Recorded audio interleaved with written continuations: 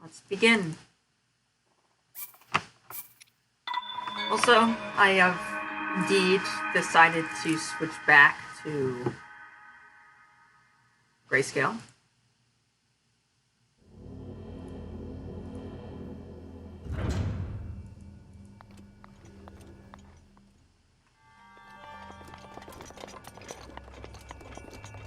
So I'm currently using a new controller that I got, since yesterday I was concerned that one of my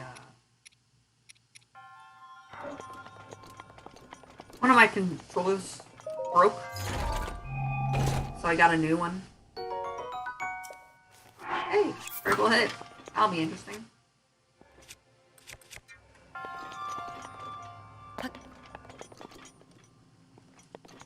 Actually, let's load the save real quick, because I want to get a soldier's spear. Go fast.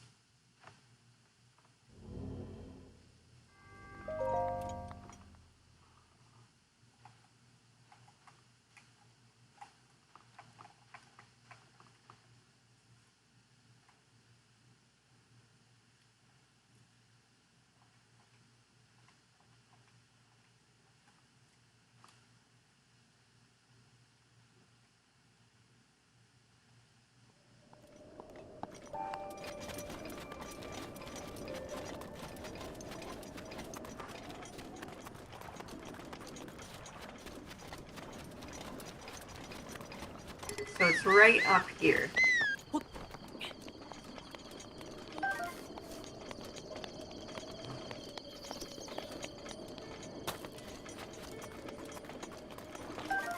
Soldier spear. That's what I wanted.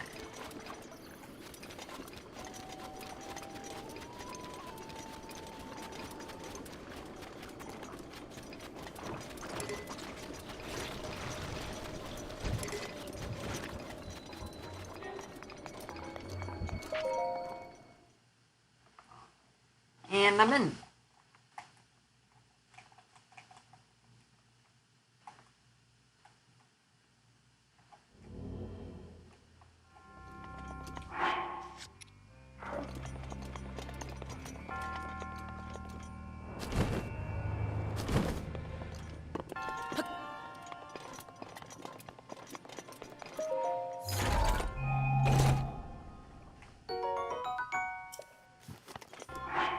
Also, fun fact, with these rules, with Greyscale, it's impossible to tell if this is a white modifier or a yellow one. I know it's a white modifier because it's, how do I put it? It's not obvious, but like,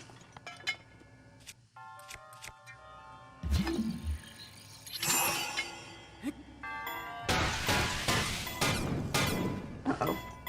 That's too far. Too far. Yep, okay.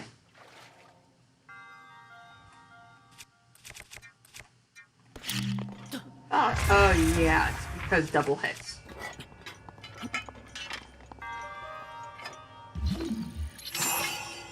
One, two, three, four, five.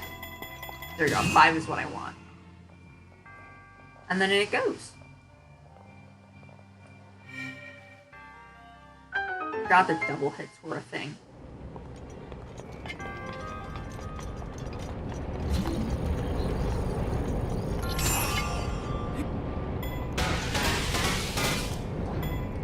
Oh yeah, by the way,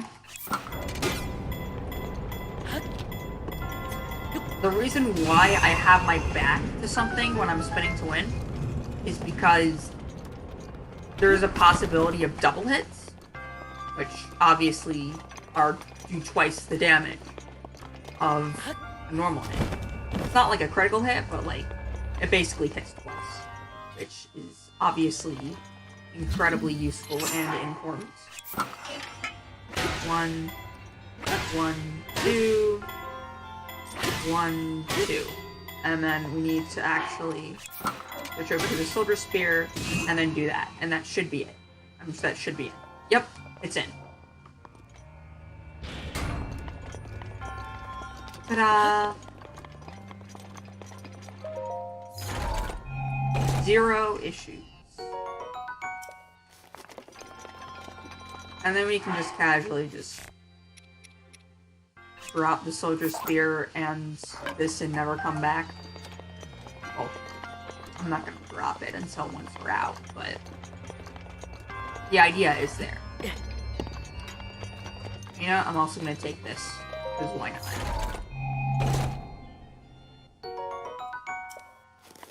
Also, the reason why I knew that was a white/blue modifier, critical hit only appears on white modifiers. Never appears on yellow ones. So, yeah. Personally, I can't help but feel like long throw should be in the white/blue tier and critical hit should be in the yellow tier, but I didn't make the game, so I don't really have any jurisdiction over that.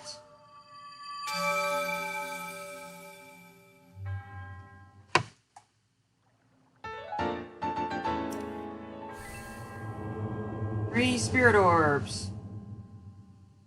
No, I have a great idea, actually. Let's go do that moderate test of strength with the stuff I have now.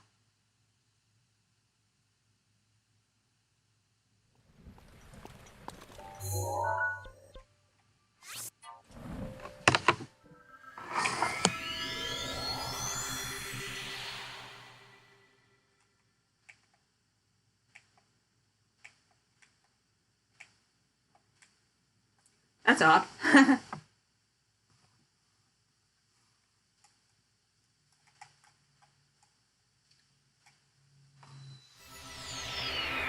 Now you get to hear the clickety-clackety of my Pro Controller.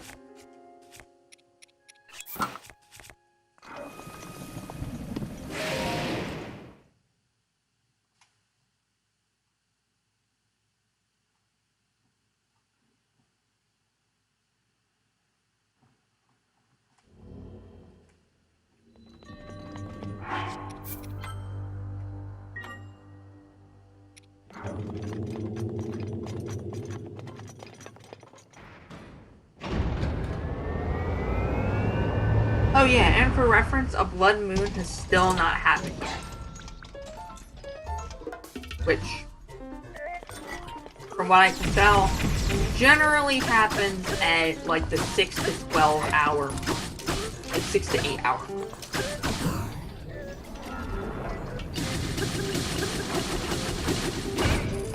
So, take note of that as you will.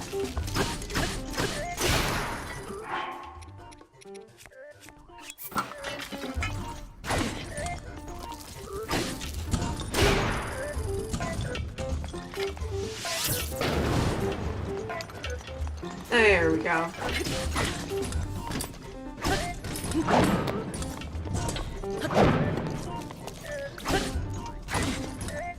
Yeah, okay, this isn't working out. Time for spin to win. Time to ignore.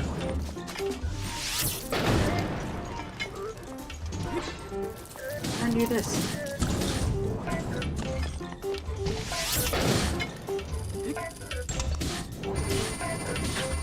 Oh wow, still does it. I'm actually surprised. I didn't know it actually still did it. Switch back to normal arrows.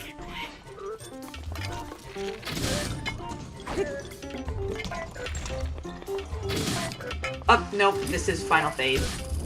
So, I'm just...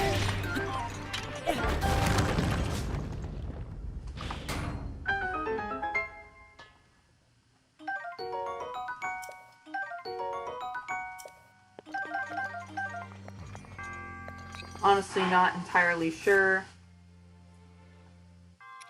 What's the point, considering that, like, both of these are gonna break pretty quickly, but no, I don't care.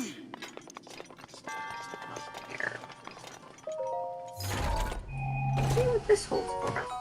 Frost Spear. That would be okay, except I already have something that's 10 times better, so no. Although frost spears are kind of good against enemies that can be freeze. Elemental weapons in general are good against enemies that can freeze. Which is why rods are so effective, because they're basically AoE versions of elemental weapons. They're so effective, in fact, that the game actually made it so that whenever you swing one, its durability depletes, instead of just whenever you hit something with it.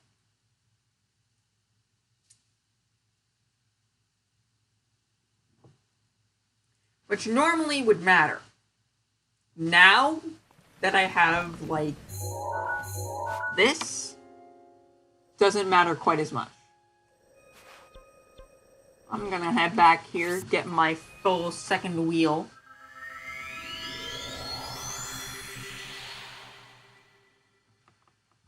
I honestly don't know what level of weapon we're at. What level of enemy scaling, I mean. Nope.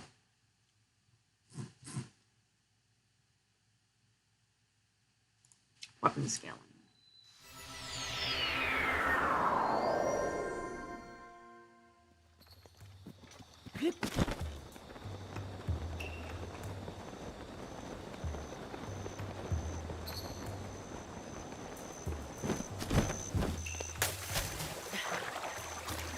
There we go.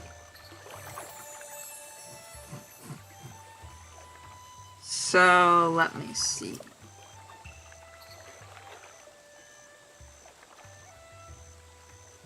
I want to know at what point Iron Sledgehammer becomes a blue Iron Sledgehammer at 133, which means that every rod has already upgraded to a Thunderstorm, like their highest tier equivalent. And I want to know what point. Oh, that's interesting.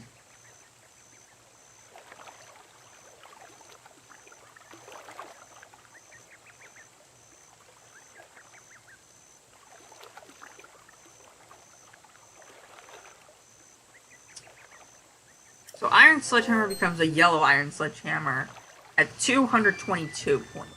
So it's between 133 and 222 points. That's what my enemy scaling is currently at. Doesn't really matter much at the moment, but just something to know for the future. Okay, time for the normal, just kind of murdering of enemies now. Just heading off to Woodland Tower, butchering everything in my way.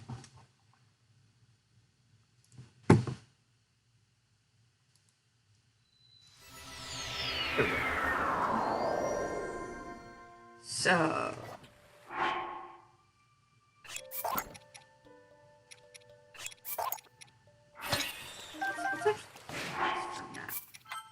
and then let's save and then we can get rid of them. So for this neat little trick, I'm going to do something different from what I did previously. They already have a weapon that's fully upgraded.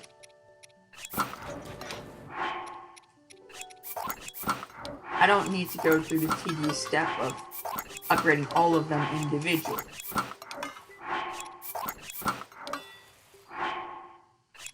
There we go, and it's gone. So, because we can then... Well, actually, I want to pick one of them up. Because then, I can do this. I pick it up, and it's still not me. And I throw it down, and I pick it up. And it's still not me. And then I throw it down again, and it's still not me, and then I pick everything back up. And it goes back to me, and now I have 5 Savage Lionel swords, with all that implies.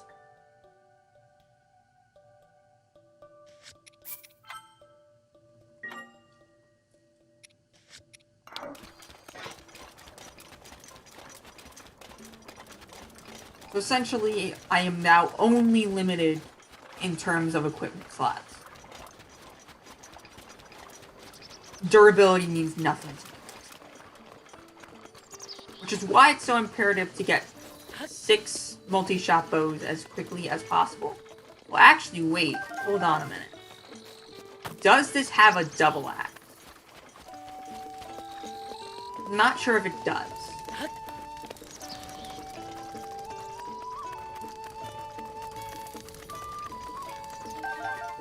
I don't think it does. Maybe it does, but I don't think it's worth picking it up right now. Basically, double axe has 54 durability, while the Great Thunderblade only has 50. So it would theoretically be better if I duped all of it with that. However, in the future, I'm going to get the spring-loaded hammer from Kilton now that I've completed one Divine Beast, which allows me to basically... That has 80 durability, which is, fun fact, the highest durability of any weapon in the entire game. So naturally, I'm going to go with that instead.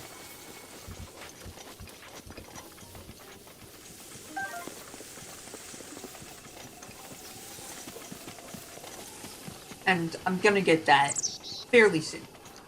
Possibly even this episode.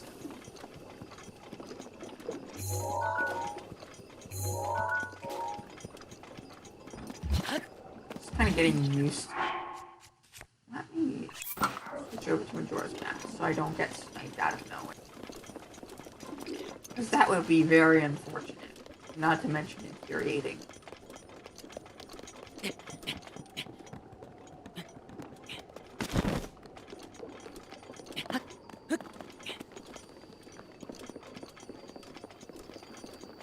Ta-da!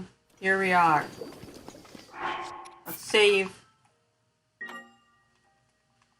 Also, fun fact, the only reason I even know that that guy is... That crayon is a, not a crayon. Can't even reach me. What a loser.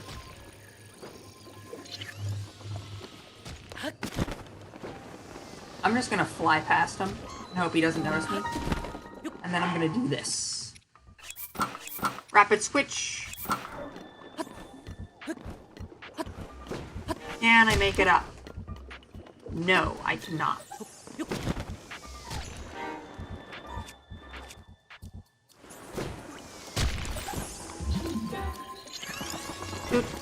And now he's stuck under there, and he can't do anything.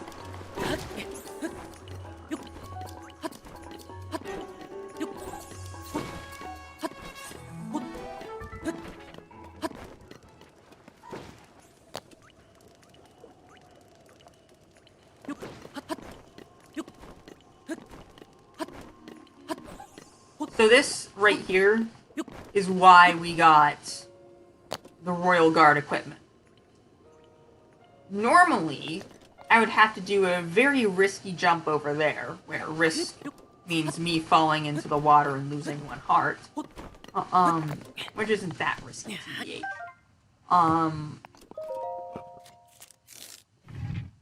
But with the Royal Guard boots, you can just climb up casually as anything. Really nice like that. You could do the same thing with Rivali's Gale too if you had it. But I don't, and I'm gonna assume that everyone else doesn't either. Because if they're following my route.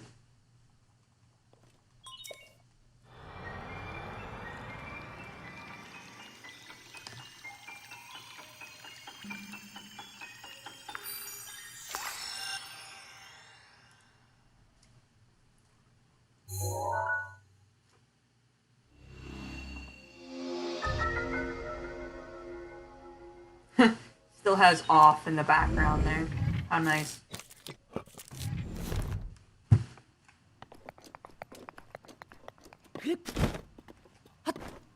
So, a nice fun fact. Right here is a Royal Claymore for absolutely free. So, generally, I would advise coming here relatively quickly if you're scared of heading over to Hyrule Castle. because there's a pretty good weapon right here that requires absolutely 0 amounts of fighting to do. Now, you don't have to do this. I would even advise against it if this is like your first playthrough. Just go casually through the thing. You can just paraglide down there and walk through the forest. But because I am someone who is very bored and does not want to deal with any of that, I'm just gonna just casually as anything just walk into this. Uh-oh. Come on, target. On target. Please. Please.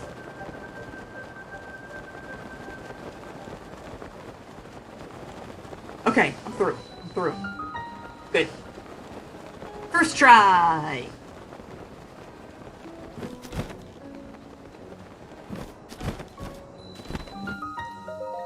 And now I'm in here. And there's a nice thing. There's Hestu over here. He always appears here regardless of how many Korok slots you spent already. I found that out very unfortunately during my bow only run and lost access to him as a result. Because if you're not wearing any armor, instead of asking Korok, instead of doing the Korok's to slot switch, he says this. And he doesn't let you get any more Korok slots. At all. You're just screwed. There's nothing you can do. What actually caused him to not do it? Okay, so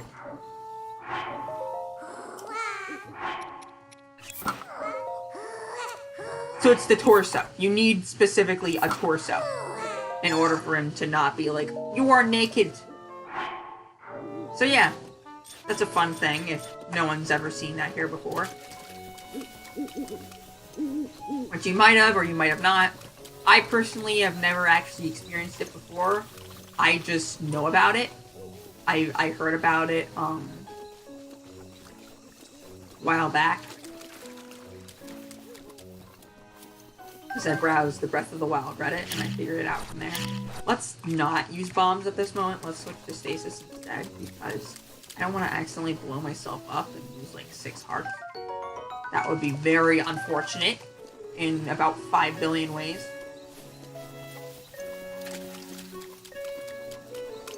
So yeah. Also,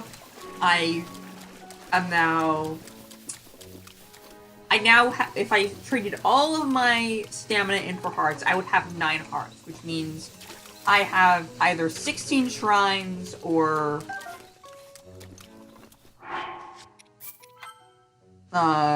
3 divine beasts and 4 shrines. I need 4 hearts, basically. Whether I get those through divine beasts or anything else doesn't really matter at this point. I'm not gonna... Well, I guess I kind of triggered the cutscene. I didn't really mean to. Oh, yeah! Okay. Okay.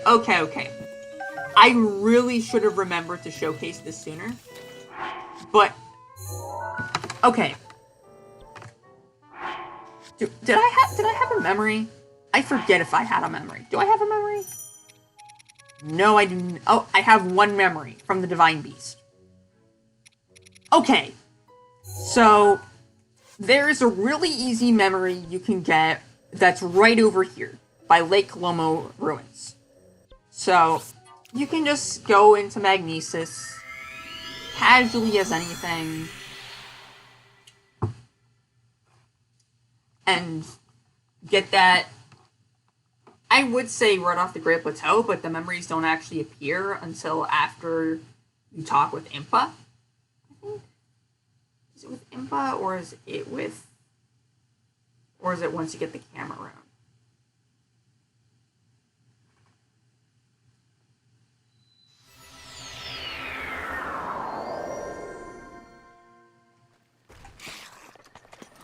Well, in any case, I'm about to find out. But you can get this with 0 fighting. If for whatever reason you skip Majora's Mask, you can get it on the way. It's just a hilariously easy memory to get. You know where it is. You can get it right off the Great Plateau. It's kind of a huge part of why the stasis apparatus glitch is so horribly broken. Which, oh yeah, that reminds me. With the exception of these guys. Oh! Oh my god! A blood moon! Hold up! I need to take a picture of this while under the thing.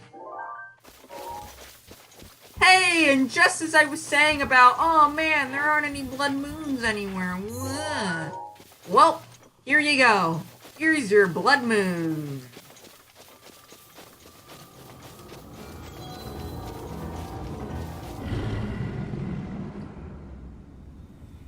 I always make a point of not skipping this cutscene because it's the only time this specific iteration of the cutscene ever happens. Be on your guard. Because after this, it's just like, the blood moon rises once again. Please be careful.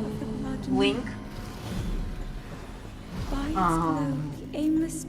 So, I always make a point to watch the whole thing through. And also the music is rocking, I mean. It's mwah. It's nice. Please be careful.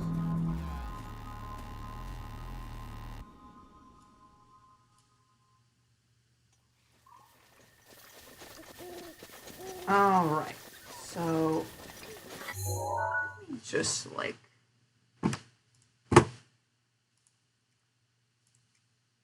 I think I know where it is, but I'm not entirely sure.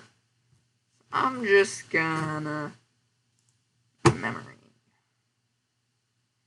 Because I forget if you need to talk to Impa after talking to What's-Her-Face over here to actually start the memory quest.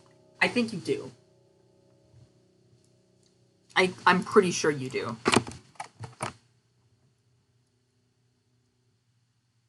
Memory cutscene. Right over here. So I'm just gonna casually as anything walk on over to here. And nope! It doesn't seem like it's there at all. Like at all. Like it just does not exist. Yep, I need to talk to Impa first. So yeah. And I could have done that literally any time too, but I forgot to do it because I usually don't use stasis apparatus glitch, and I also usually don't get the memories either. I just go straight to Ganon and kill him. But since this is sort of a casual run, I like to make sure to get all the memories. Oh yeah, also I'm going to be doing Champions Ballad. I almost said Ballad, which is dumb. It's Ballad. Ballad. But I somehow convinced myself that, oh, it's Champions Ballad. But it's not. It's Ballad. Hey. Fuck it. Once again.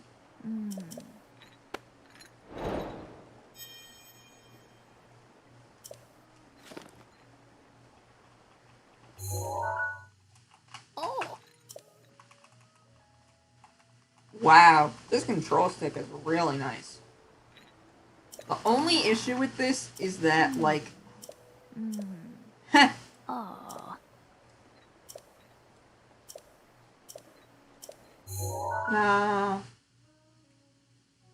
Yep, I did one of the 4 Divine Beasts. So yeah, there's one right about that location. I'm gonna get it right after this. So I'm just gonna come back here and get the what? Did it just not count? So apparently, the Divine Beast memories don't count for the purposes of the Champion's Tunic. Well, in any case, once you get one of the memories, like the 12 memories that are in the thing, you get this wonderful, wonderful thing called the Champion's Tunic. And it is hideously good. It has the highest defense stat in the entire game when fully upgraded. At at 32. Everything else only goes up to 28. And for those keeping track at home, that means you can get 84 defense if max if you're not using it, and 88 if you are. Which also, fun fact, means that would be 21 hearts? Yeah, 21 hearts worth of defense. If you having a brain fart. If you don't use a champion's tunic, and 22 if you do. Which is very, very good. Like, I'm 24 defense, and I'm already, which is 6 hearts, and I'm already shrugging off a good portion of the attacks.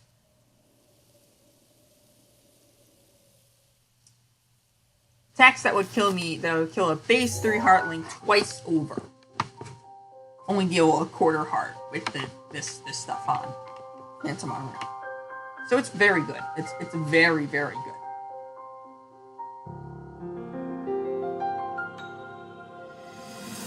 And also, the first upgrade, which you've almost certainly already gotten. I'm just gonna talk over this. City. Then we'll need some adjustments on that. Only requires Silent Princess, which you also most likely have because there's some at the Fairy Fountain. But to think that divine beast was so it's basically so basically that means we should be able you to can 100% how to use it to our get advantage. 8 defense even without worrying about So the much we don't know. But if we want the to turn Phantom back armor. to Ganon, there are Just by going to Impa and Hateno. The rest of them do require scales. The scales, or were they Tell me horn? the truth. I think they're How horn, proficient are you right now wielding that sword but on your back? they're still Legend says very that the ancient effective. voice resonates inside it's it. it's as Can you almost hear it as yet? good as Hear it? the Phantom armor, even at 1 upgrade. At 2 upgrades, it has 14 defense, making it outright better.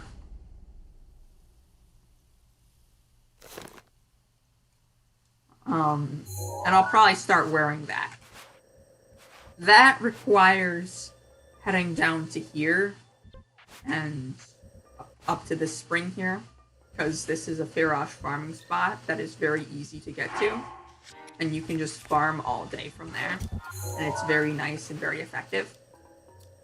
I'll probably head over there at some point, but I don't like to farm, so I'm probably gonna put that off for a while.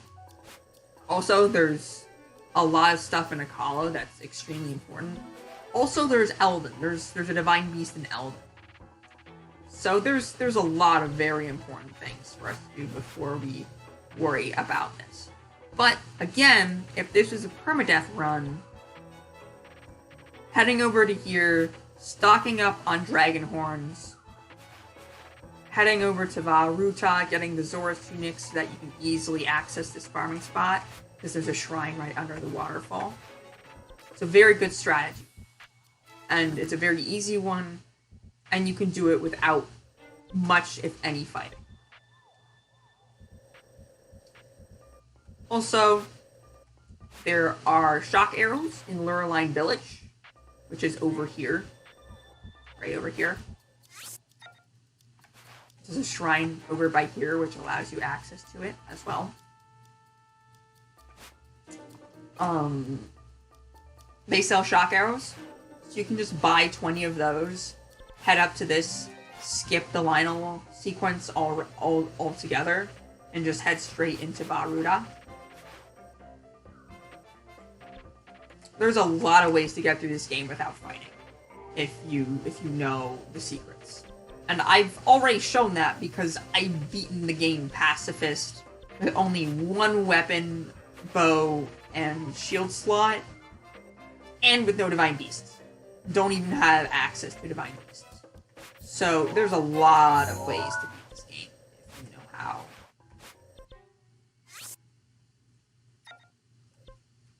Which reminds me, do I want to go up here first, or do I want to head just straight to Akalla first?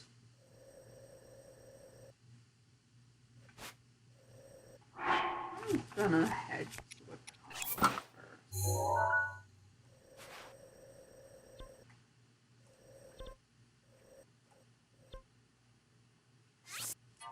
Also, I should probably upgrade this at least a little bit.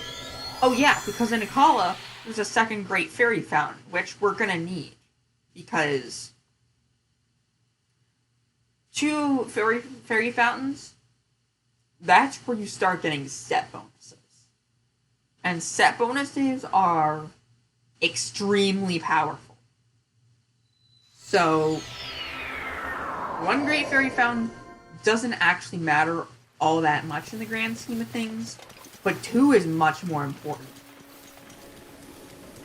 Especially since the defense increases are not linear.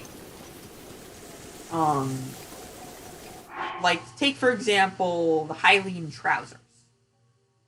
You start at 3, you go to 5, you go to...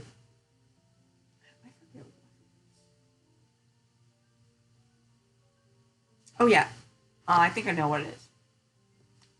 First upgrade goes from 3 to 5, second goes from 5 to 8, third goes from 8 to 12, and the fourth and final upgrade goes from 12 to 20. That was it.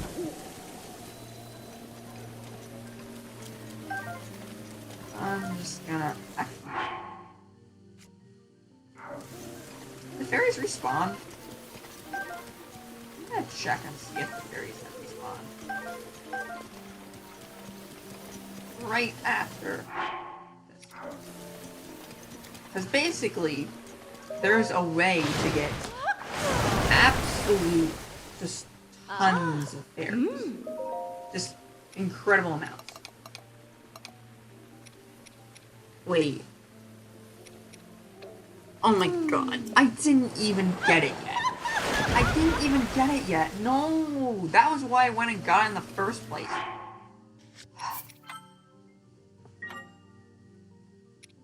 Help, I'm suffering from a case of terminal stupidity. How do you fix that? So, here's what you do. You hold 3 fairies. Oh no. I was a little bit too close to him, and in crouching, I moved and I scared one. Which is what you don't want to do. You don't want to scare away the fairies. You want to get all 4, then you can get 7 fairies. And then after that, you can get up to 11 fairies if you do it right. But then, once you have 11 fairies, you can't do the thing again until you have 7 or less. Speaking of 7 or less, there's only 3 here. So the 4th one must not have respawned. Because there's a 1% chance when you're not in the grid area of them, every in-game hour, so every minute in real life, to get, or a given thing to respawn. And so, of course, as you spend more hours away, well, there's a greater and greater likelihood of them just not... Oh, I didn't even switch to the stealth stuff. And I still got them all. How nice. So, now that I've accomplished that and gotten 6 fairies, ideally I would have 8 if I hadn't spent one and if another one had regenerated. But I wasn't planning on doing this until later, so I'm okay with this, actually. So I'll be able to get 10 fairies, essentially, out of this.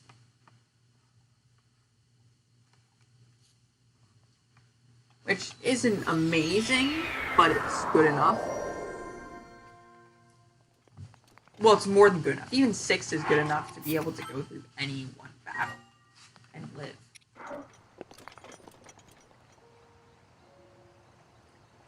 I'm just gonna paraglide. Oh yeah. Over there is the dreaded Flower Blight ganon. She is, a piece of work. Everyone hates her. It's just the way of life. It's just how things go.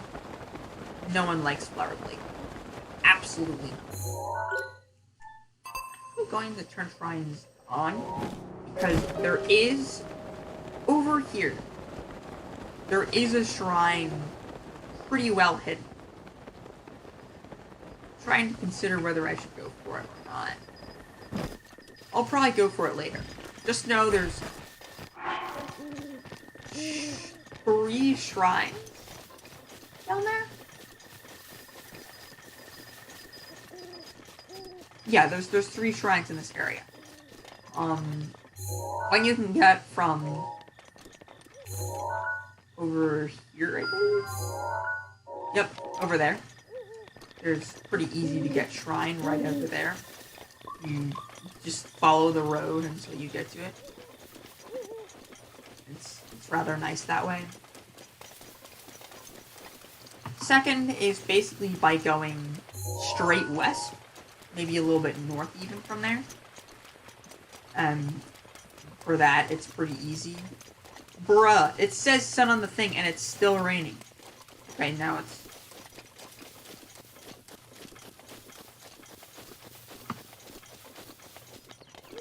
Yeah, what do you want?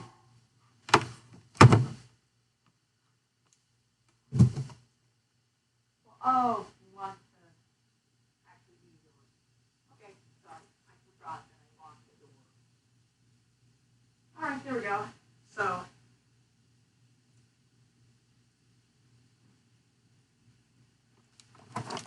Alright, there we go.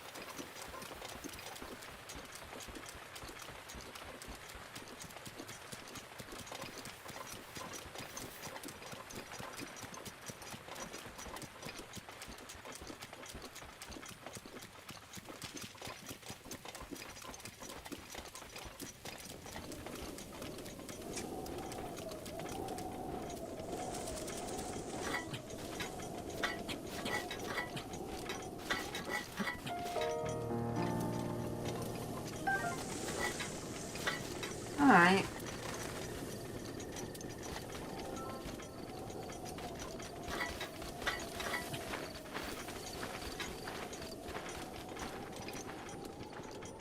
Still running on the old road.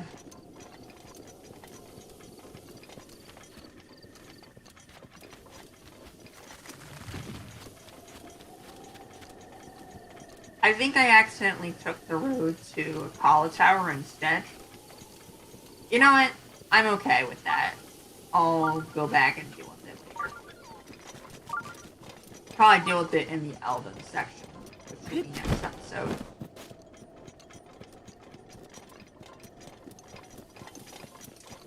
Because there's a lot of good things in Akalla that we need to deal with ASAP.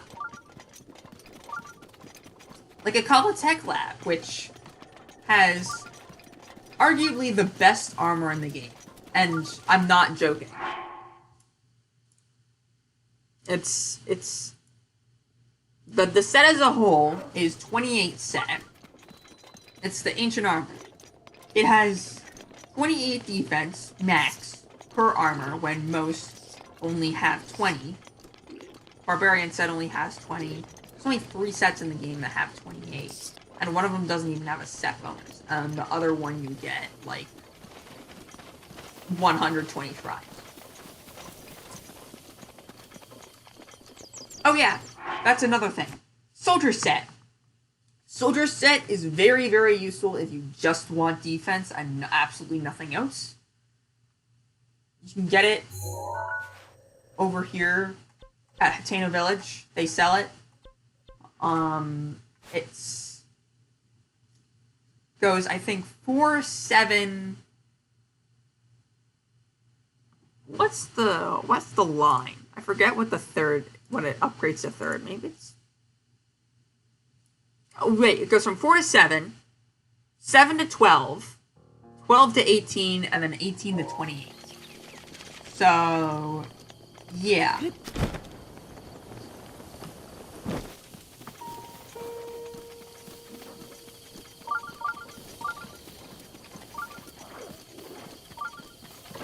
Really, I'm not sure if it's worth heading over here to kill this guy, but you know what?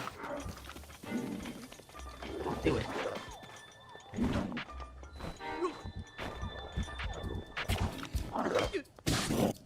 Goodbye.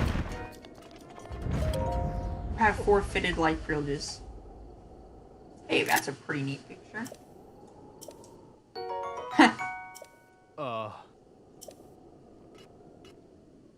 Still there, just casually hovering in the air. Well,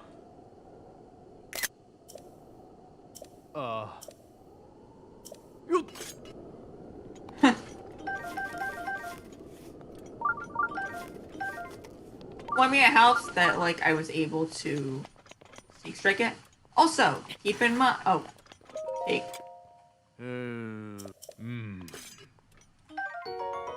Order cereal, which is absolutely useless for us.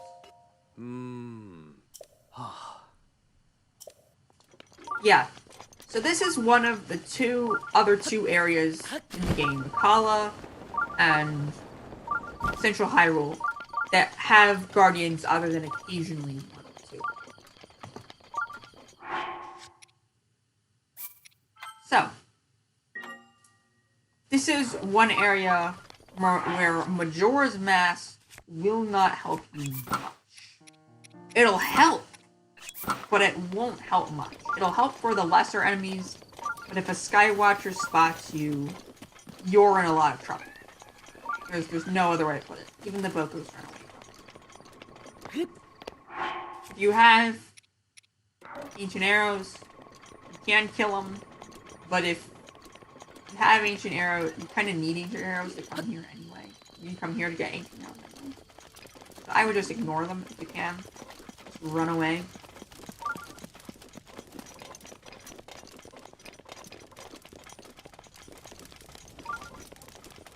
Pretty sure there's also Silver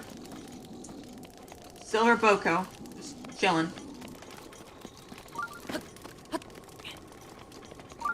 Just chilling in Cedar Rapids.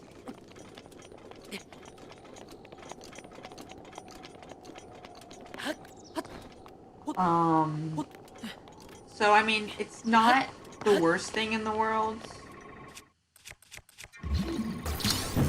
To have Majora's Mask on here. I mean, fun fact, Silver Boko just says base. They have 24 defense. Not defense, but like attack. So needless to say, they are hideously powerful and also extremely dangerous. That's basically it. It basically completely nullifies. Oh wow, that's bad lag spike. But we're good. We're okay.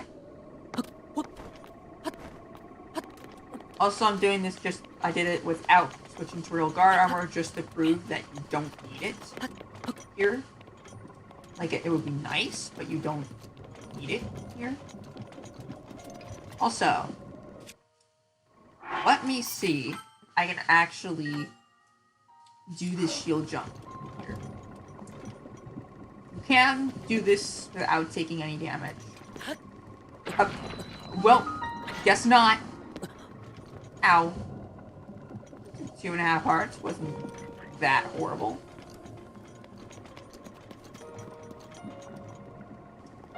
But there's much better ways to do it. So I'm just gonna casually load here.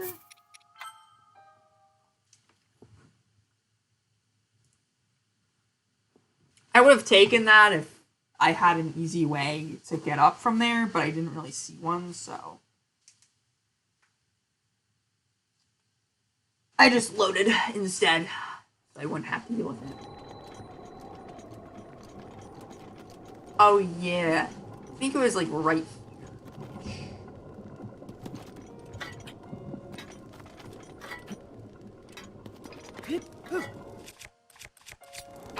Ooh, I want to jump up. Let me jump. That was 3.5 hearts, unfortunately. They're not the best, but we take those, I guess. I would have been able to deal with it better if I didn't have a new controller and I actually could hear what was going on better, but you know what? No Johns.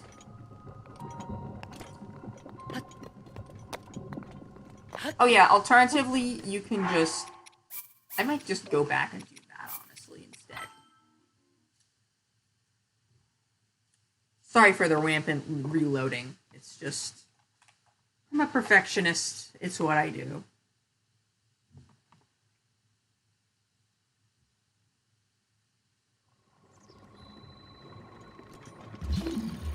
So right in there. There's a nice old eye. Once you kill it, this pops out. And you can finagle it. Such that it can just... I want it to wedge in. I want it to just kind of wedge right in. Where I don't need to worry about it. Okay.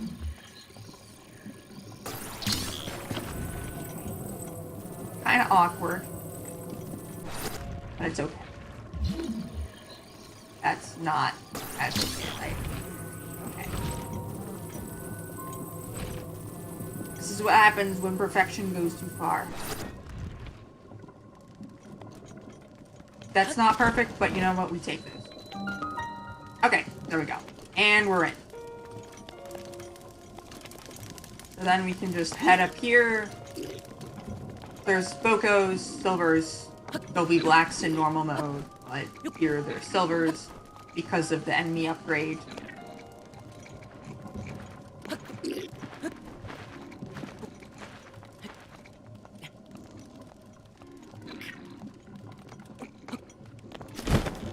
Oh, no, that's kind of a rip. Alright, let's try that. Let's see where that brings me. Should respawn me with the eye dead, but you never know. Now, I could have just stood there, because, like, I mean, this isn't like my Joy-Con controllers where, like, there was a very real chance that, like, I could just... No. Why am I even, like, respawning at this point? There's no reason for me to go to any of this trouble at all. Like, really? Just to save myself, like, what? I don't even have to do any of that. I can literally just do that. There was no reason for me to do any of that. I can literally just... The pieces lie where they fall. And just jump up. Also, that Boko has pretty good weapons, but it doesn't matter because I don't need them. Oh. That contacts the malice somehow? Yeah, sure. Sure, game. Sure.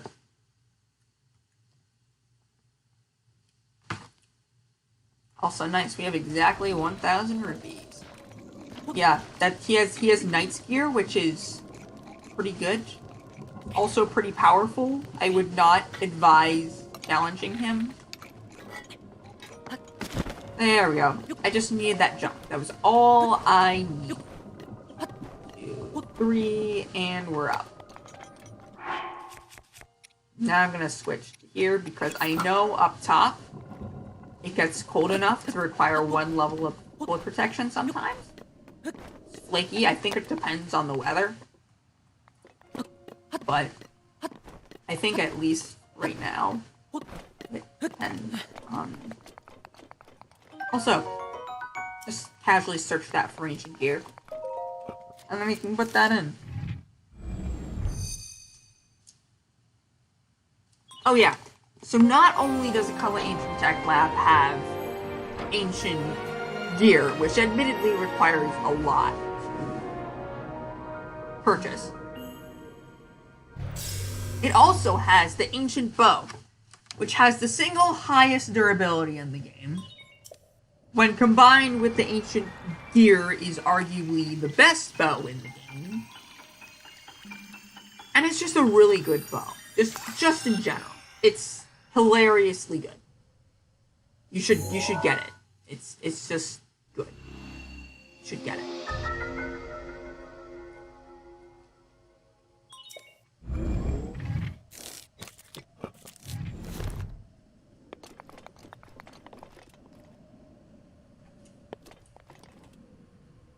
I'm just gonna save here. What is over there? Oh yeah, that's another shrine. I'll head off to this shrine first, I think. I know for a fact that that's a good shrine. No. Okay, good. I'm up. I'm okay. I'm good. How about that? Okay, that works. I'm gonna BIL over to this shrine. You can just waltz over normally, but BILing is faster. Not to mention just generally... Guess we're walking. Actually, you know what? I have a much better idea. Given that we waltzed on over to Varuda, and we already have the Zora tunic, I have a plan. Yep, I have a plan. Okay. So here's what we'll do instead. We just fly.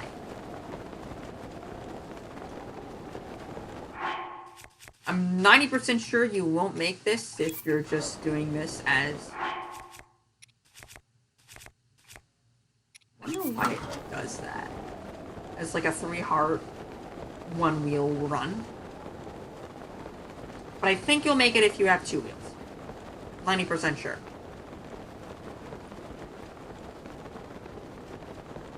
I don't even think I need to go to that trouble at all.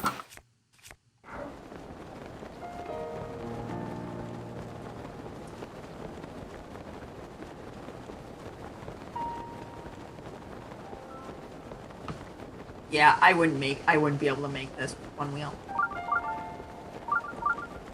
So you'll need wheel and maybe 3/5 to make it. Might be able to scrape by with 2, but I wouldn't advise it.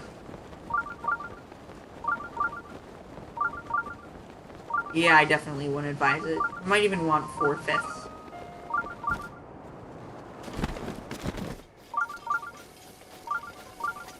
But in any case, we're here now.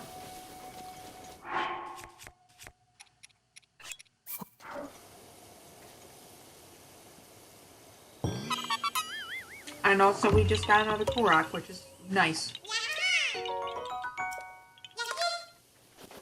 Also, this right here is very, very important because what lies in here is a minor test of strength, which admittedly is not important.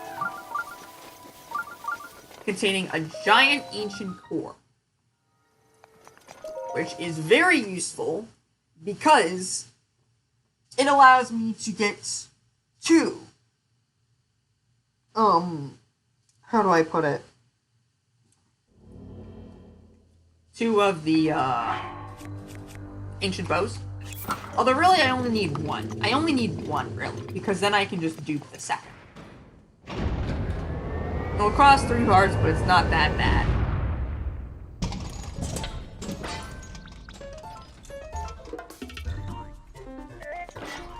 seriously 321 already? That was unexpected. Yep, and now it's just goodbye. You have lost life privileges. You have lost existing privileges. Just get this over with and move on. Also, I'd like to mention that 4-shot the guy. So, I'm very powerful right now. Admittedly, this is only because I killed the Silver Lionel way back in Hyrule Castle. Like 5 parts ago at this point. 3 parts. But, you could easily do the same thing from here, from... There's a royal claymore somewhere else here. Could just theoretically go into Hyrule Castle and like shock a guy and then autosave. What I'm saying is that there's a lot of ways to do it to accomplish this. I mean, once you have the Hylian Shield and the Great Thunderblade, you can basically get any weapon you want short of a Lionel one. So you could go and do that with a Royal Guards Claymore, Royal Claymore, anything really. Very powerful in that way. There we go.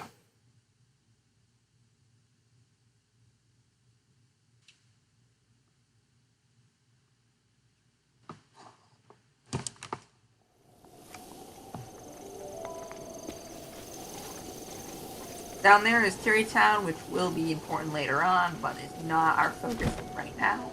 So we will ignore it for the time being.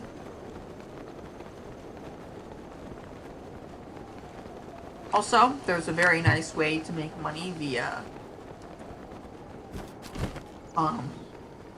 get ores. There's ore deposits like literally everywhere, and yeah. Sure. 500 rupees! Certainly. In exchange for a second tier of power, that's basically a bargain, let's be honest.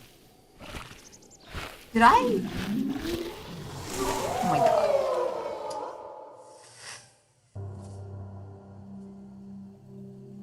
I still forgot to get the Champion's Tunic. Still! Okay, now I'm just disappointed in myself.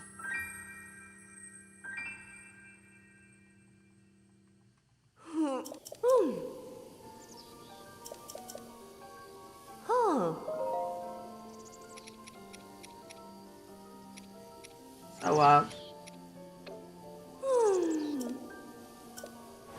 yeah.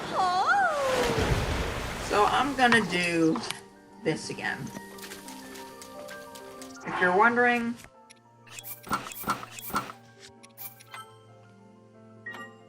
I'm gonna do the little fairy trick again. This time holding 5 instead of 3. 1.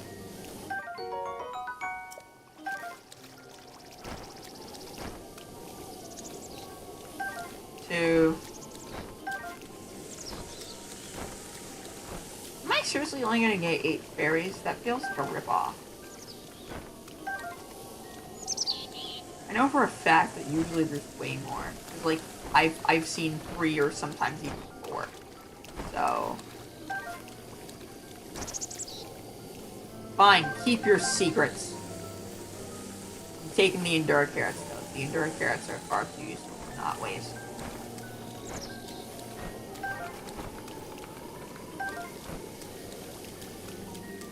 So yeah, second Great Fairy Fountain acquired.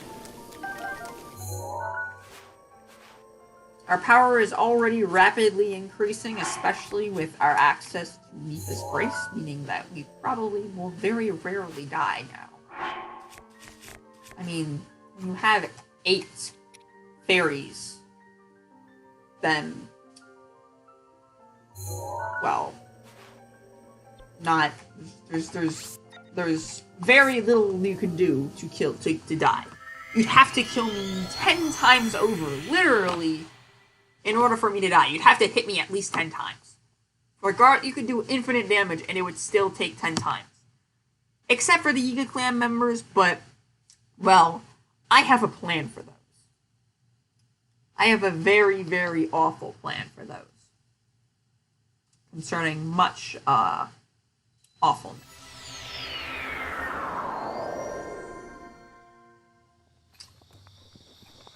So, let's talk to Impa again. I was going to do this earlier, but I forgot, because I'm a dum-dum. Let's talk. Champion's Tunic. Hilariously good. Its upgrade is like... I forget.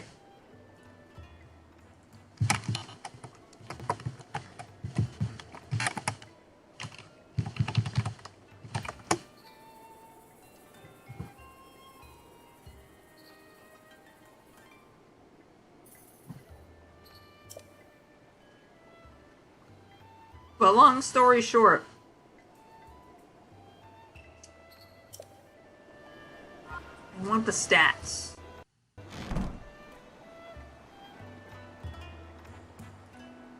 But long story short,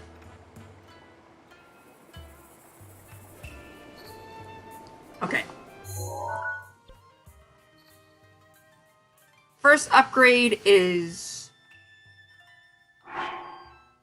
5 to 8. Second is 8 to 14.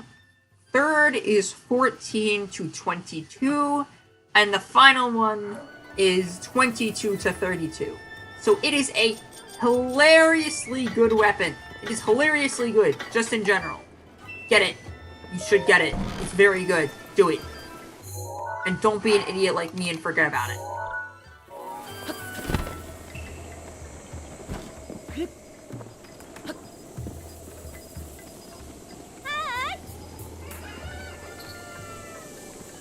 Because then I will go over to your house and slap you when you're sleeping, or something like that. So yeah, it's not good. Like it's good. You should get it. It's hilariously good. You literally need three Silent Princesses to upgrade it once, which you can get literally right here. Don't pass up on it like I did. After that, you need horns. 2 horns of each dragon to upgrade it up to max. 2 of Farosh, which is easily farmable. 2 of Naja, which is also kind of easily farmable, but not really. And then 2 of Dinrals, which is by far the hardest to farm, since there really isn't a good way to farm it. The best way is just go all the way up to Elven. Oh yeah, so also, a bonus of the Champion's Tunic that you can get is if you're equipping it, you can see the exact HP of every enemy. Uggos, you can see their stuff. And this is going to be even more useful to me now that I have Greyscale, because I'll actually be able to determine what level the enemy is just by looking at it. By seeing their health, then I can tell what enemy it is, what level it is based on that. So, next up, going all the way to there. Also, there's very easy shrine you can just get by going around in the loop with Majora's Mask. You may or may not also get that as well.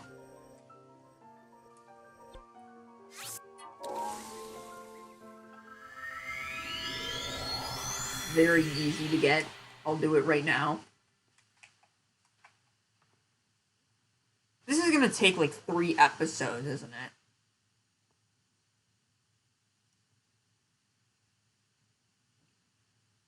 There's a lot to unpack here. There's just a lot to unpack everywhere.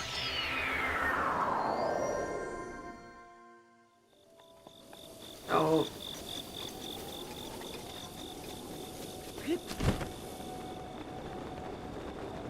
there's a lot of scary, like, moblins and stuff, but they can all just be totally bypassed just by using Majora's Mask.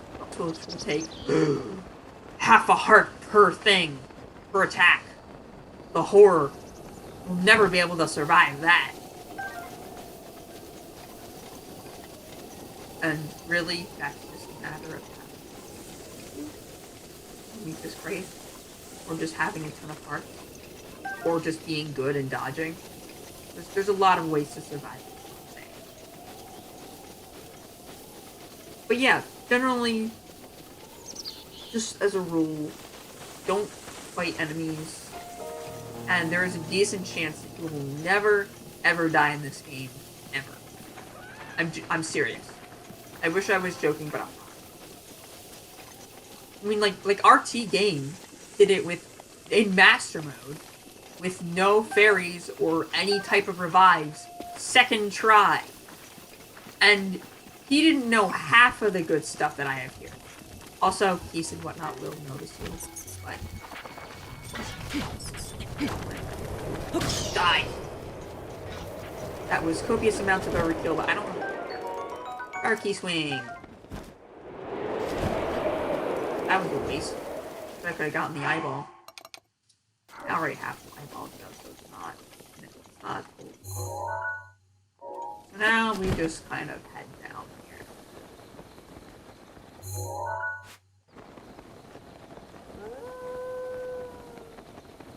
Which reminds me, up here, I was committing a dumb again.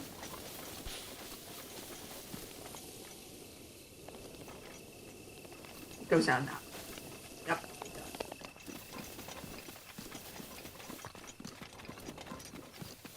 So this Korok seed is something.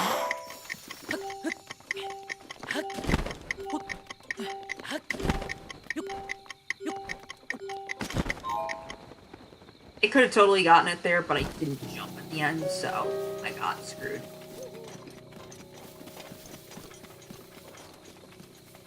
So let's just...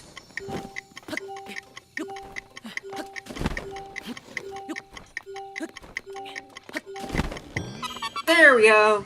Just by a scratch, which was all I needed.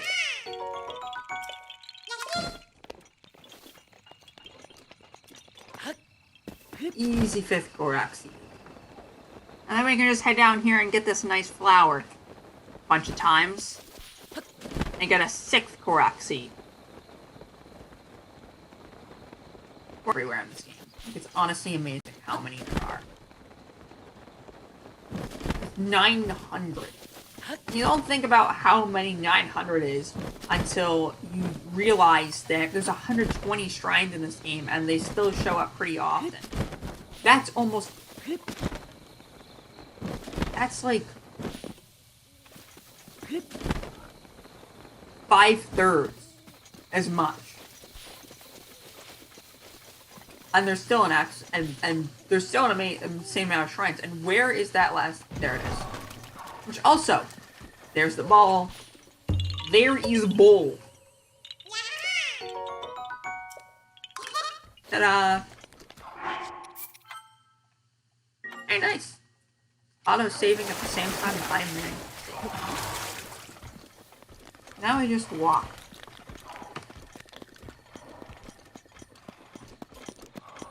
This will be a boring 5 minutes or so.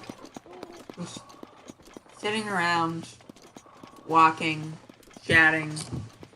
It's an easy 5 minutes, don't get me wrong, but it's also a very boring 5 minutes.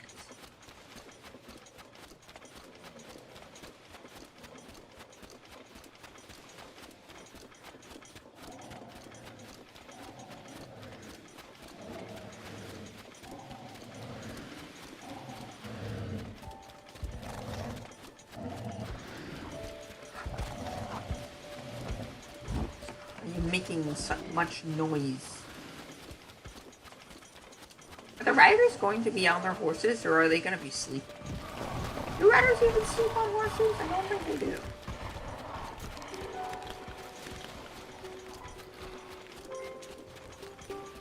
Oh boy, watch out for the scary fire keys. Are the Akoraks even going to sleep? Nope, they're still on their horses, even though it's nighttime. But it honestly doesn't matter since, like, they can't hurt me anyway because I have Majora's Mask. Also, I'm pretty sure they're blue Bokos anyway. Well, red normally, but blue because Master Mode. Just assume that, like, I'm talking about Master Mode at all times. So, just downgrade everything by a level if I'm saying something. Up, there's the first. There's the first.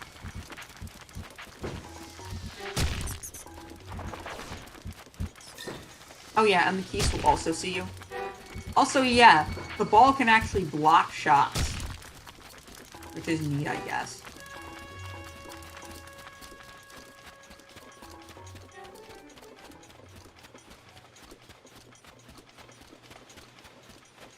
What happened to the horse? The horse is just sitting there.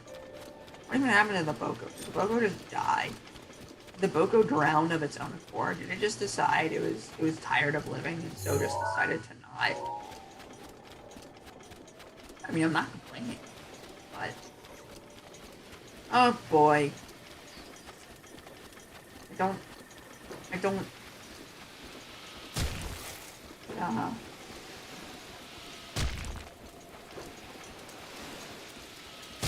Just every time... They aim where you're going, so just an easy way to avoid them is to just... Wherever you're... Just change direction from where you were going to go to where... somewhere else. Just change your angle slightly, and that should be all it takes.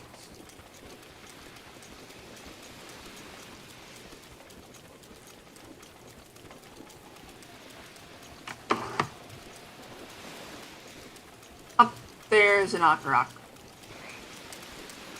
There is an Octorok. So I was planning on going across this road, but if I did that, the Octorok would spit on my face, which meant there'd be no way for me to actually avoid that. Alternatively, I could just pull out my bow and kill them with a couple good shots, but there's really no need.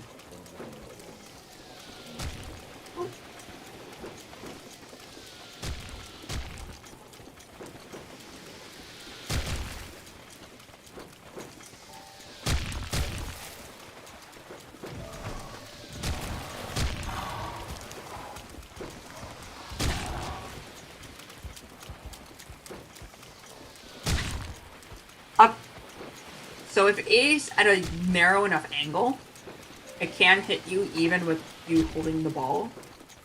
So I would just advise be careful. I only lost the heart from it in total, which... Oh no, I lost the heart. But you can lose more if you're being especially dumb about it.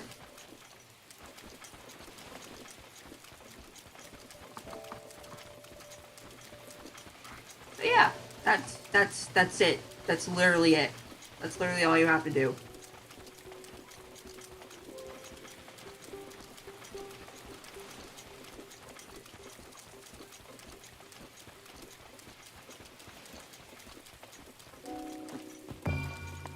No, I want you to walk up. There you go. And then this is just a blessing shrine with another giant ancient fort. Which will make this our third giant ancient fort. Also, I used this to get an ancient bow in my, I think it is an ancient shield that I got. For my, pacifist run.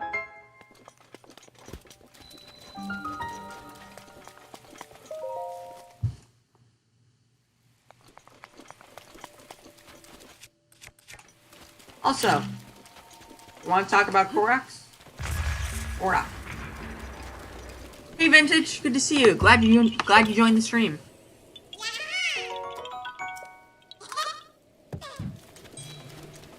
Glad there's someone to actually talk to.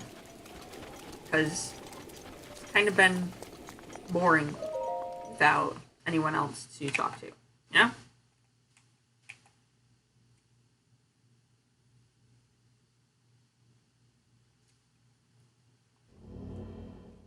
So yeah, this is just normal blessing shrine.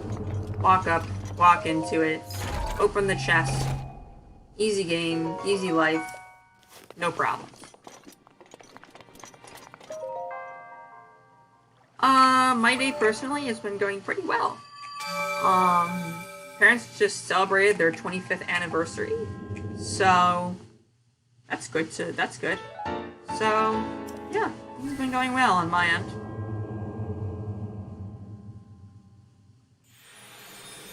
Currently working on transferring all of this, my gaming / college space desk, up into my room in preparation for college.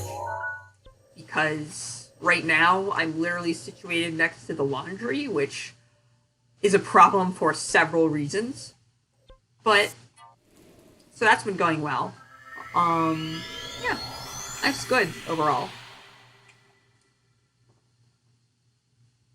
I also got a new Pro controller, which is pretty awesome.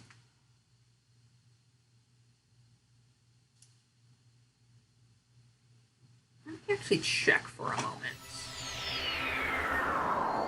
What do I have in terms of money?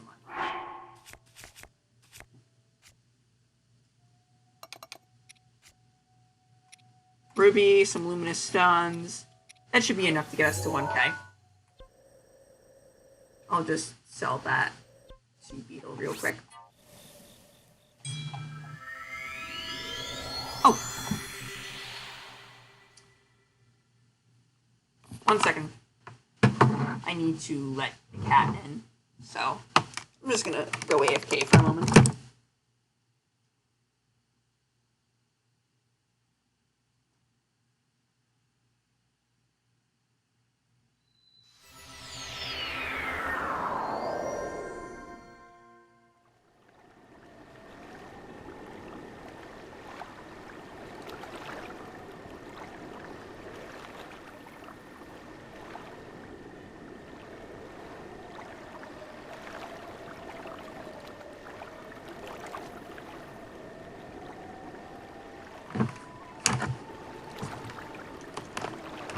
Nice. I just got the Breath of the Wild version literally today. So I was actually testing it out this morning. Just to see how it worked, whether it was good or not. I got a wired version, which was nice because it wasn't as cost effective.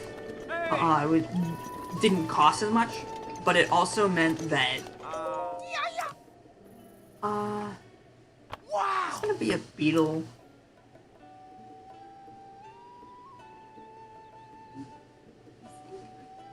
Trade it back and get extra money on it.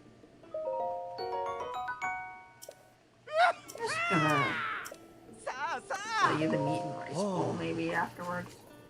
The meat and rice bowl is kind of nice. It's 5 hearts. 50 rupees. Might not be worth selling actually. Huh. 210. Yeah, I'm not selling those. Those are very useful for my continued survival. And I'm just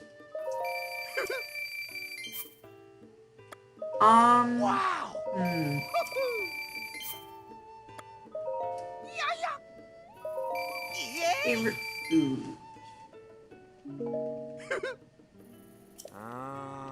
Nice. I would say both pizza and chicken wings are generally one of my favorites. Very, especially chicken wings in general, I really like. Especially the spicy ones. Those are always rather delicious, at least in my book.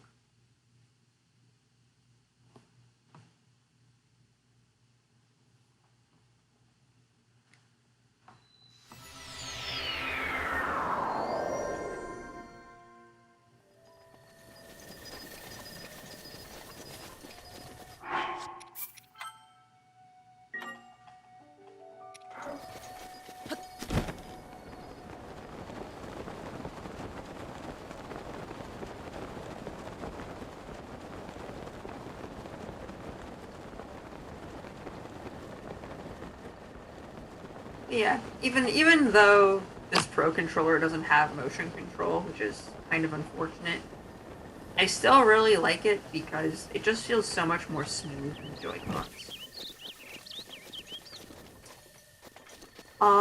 That was actually my plan. Rudania is by far the nearest Divine Beast. I mean, Naboris is kind of close. It'll probably be the third Divine Beast I do, with Meadow being the last. But Rudania is like so much. There's like no distance between me and it. And also, I can use Stasis Apparatus glitch to just cheese through all of the elemental stuff. So it seems very, very nice and easy. However, I was planning on not doing that until the next episode. I might start working on it this episode, but like, it's still like... Well, why am I saying episode? I should be saying stream, because that's really what this is. The stream, not an episode. But yeah, Dania is definitely closest, easiest. Fireblade is easy. Fireblade is just incredibly easy. There's just no other way to put it. Fireblade is an absolute joke. Really, it's in general, it's a joke. Because you can cheese the only really difficult part. Well, to a certain extent. You can cheese it through several means, actually. You can cheese it through Stasis Apparatus, you can cheese it through fires, through fire elixirs. There's a lot of ways you can cheese the elements.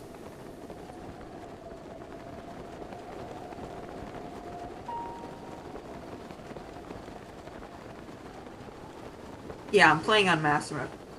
By the way, just a quick question. How many hours do you have in Breath of the Wild?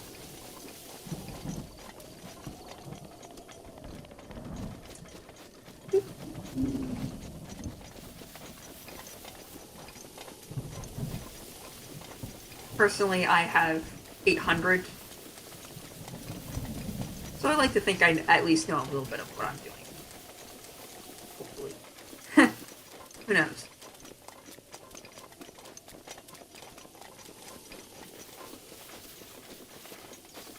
Also, it's nice to see that you actually caught the Triforce in the corner. I think a lot of people, possibly me included, wouldn't have noticed that. So, good eye.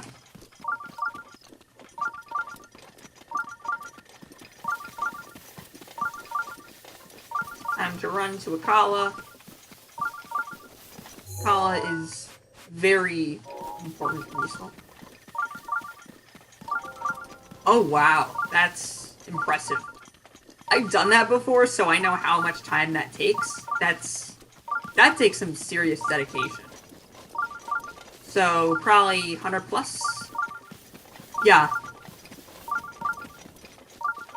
So I think I can safely assume that you're an expert in the game like me.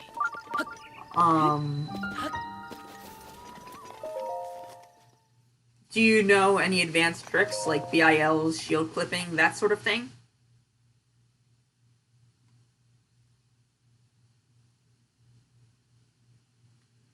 Oh shoot.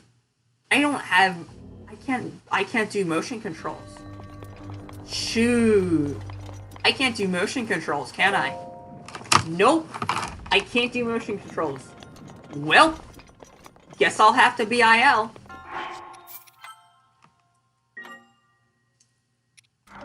So, just in case you don't know what BIL is, you just kind of aim the other side, drop the remote bomb, drop the other remote bomb, and then just... there we go. And then you just get zoomed across. It's very nice.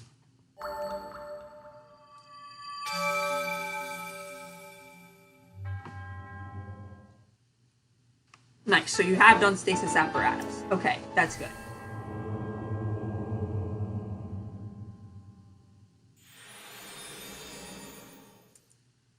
probably wondering why I don't have obviously like 30 hearts, etc., etc. I don't really like doing stasis apparatus. Yeah, wind bomb slash BIL, bomb impact launch. Yep.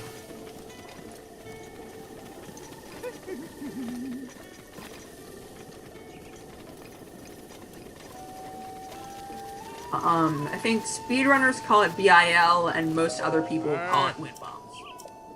BIL stands for bomb impact launch. Wait, no, I don't want Iraq. I want Cadence.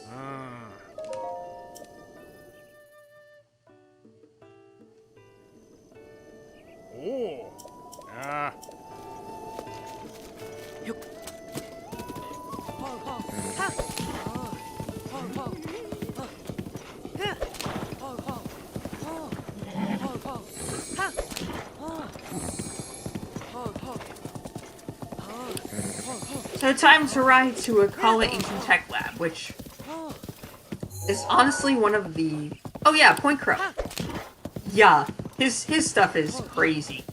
I honestly really wish I could be as good as him, but... I am some of... Oh no, oh no, oh no. This is bad! Run! There we go. Good. We're safe.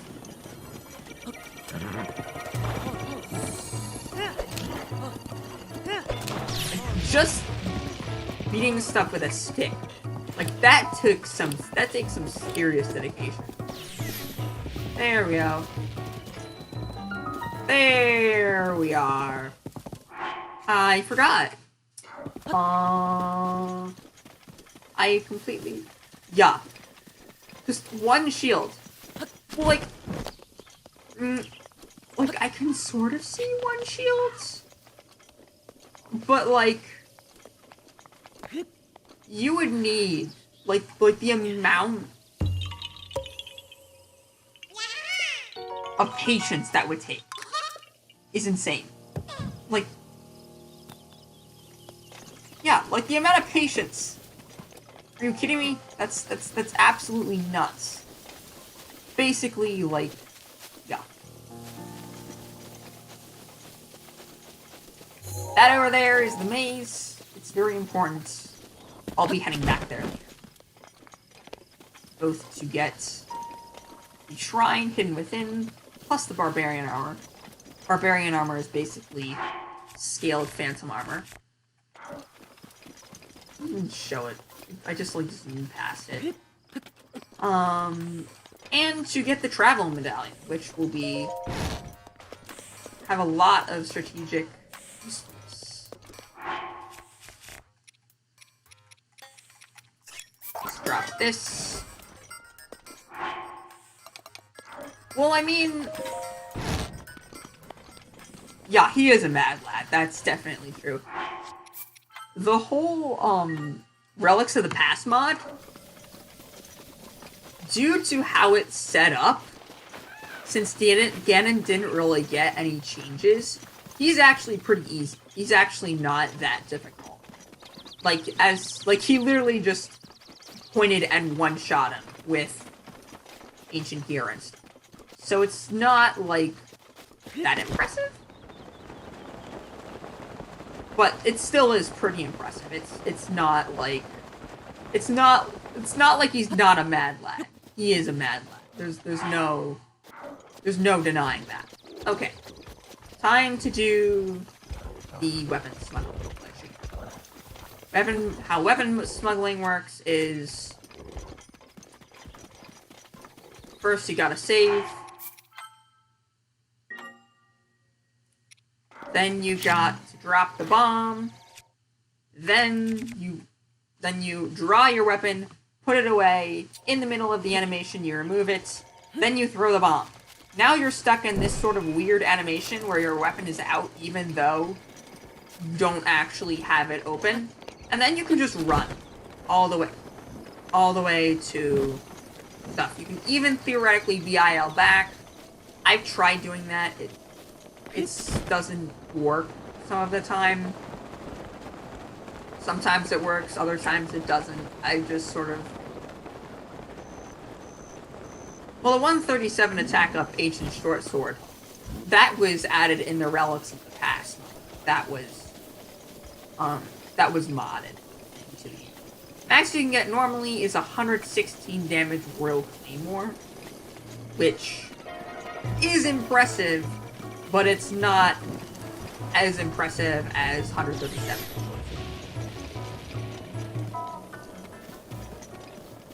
Alright.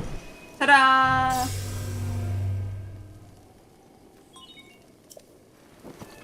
But yeah, I've seen the video. It's crazy. Ta-da! Welcome to the Ancient Tech Lab. Nice. Okay. Nice! That's actually super nice. Okay. So, time to save. Drop weapon. Now time to do the inventory overload glitch.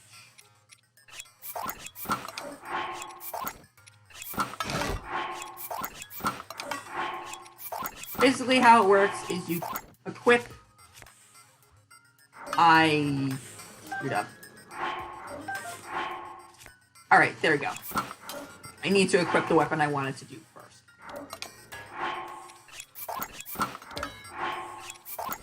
Now we just change it, and we throw it.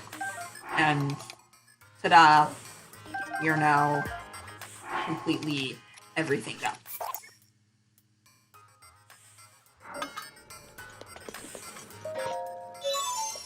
Oh, really?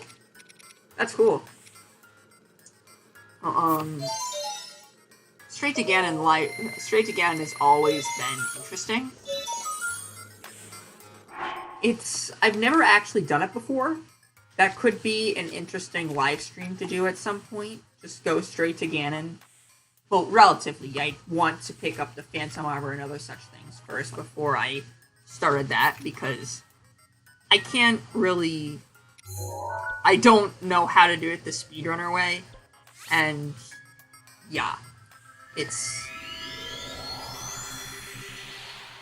Point Crow's crazy. He's like a real, genuine bona fide speedrunner. And even though I think I'm kind of good at the game, I'm not going to be as good as him for a while, maybe ever, honestly. I don't think I have the real patience that he has to actually accomplish that. So, Postash.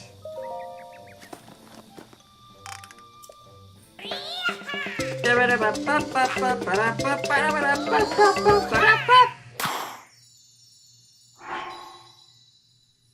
we go. So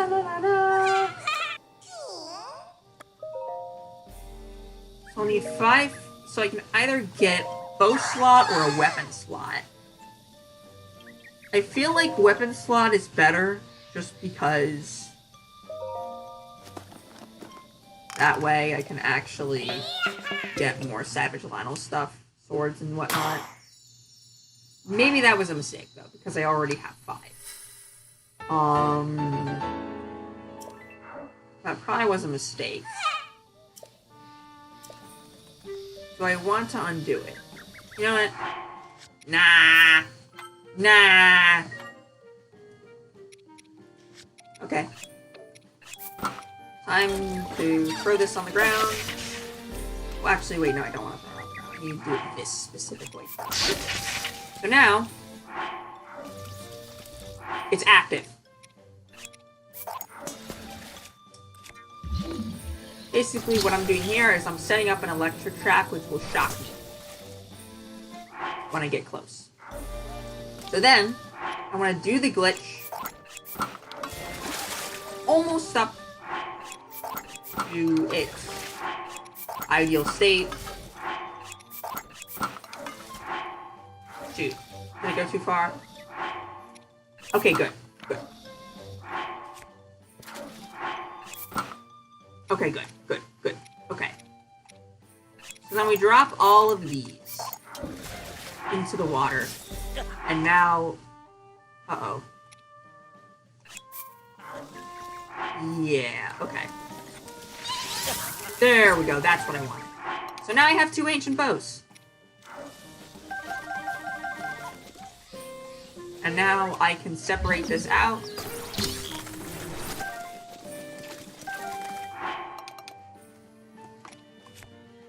Now I have 2 of these, which is good. I want that. Still, I don't have much of that. Yes, Prince Sidon just got married. He did. I saw that live stream as well.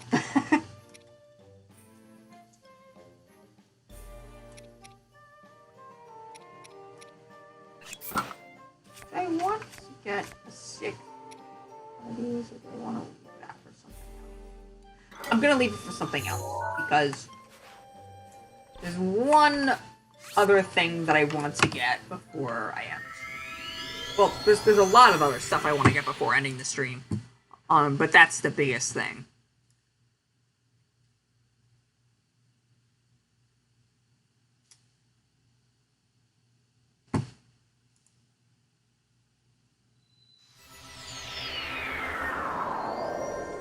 So I want to go and talk to Kilton. Because Kilton, he has...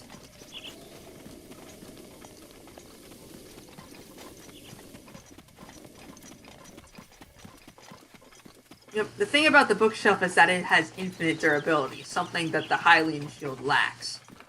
Also, it can block any attack in the game, but it can't stagger them, if we're really talking that. Also, finally, in order to actually control it, you need magnesis, so it's kind of difficult to actually accomplish. Although, to be fair, you do deal, like, 100 damage if you're actually slamming it down on your heads. So it's a pretty good attack as well. Not as good as, say, like 100 damage Savage Lionel sword, but who expects to have that like 2 seconds? So if you can bother to carry it around, the bookshelf is an okay weapon / defensive weapon. I think I actually used it in my bow only. Maybe I did, or maybe I didn't. I think I did. Also, there's a Lionel over there. I'm not going to fight it because, let's be honest, Lionels are pretty scary, and I don't want to... I mean, like, it wouldn't be that awful. But I'd still rather not have to deal with it. Sure.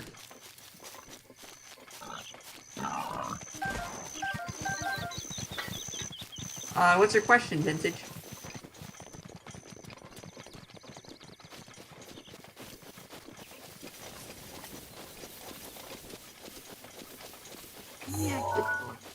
He has... That is thunderstorm around it, so I might want to get it. Anime? Yes, but no. Like, it's sort of a fringe thing I watch every once in a while. It's not, like, a huge focus of my life. But I do occasionally watch it, so it's not like I hate it. It's just something I occasionally turn on once in a while. I didn't want to do that. I wanted to switch to the other one. Right. So yeah, anime is sort of a...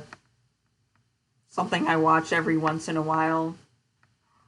Read some of the memes, but I'm not, like, terribly... I don't really care much about it one way or the other. Favorite anime?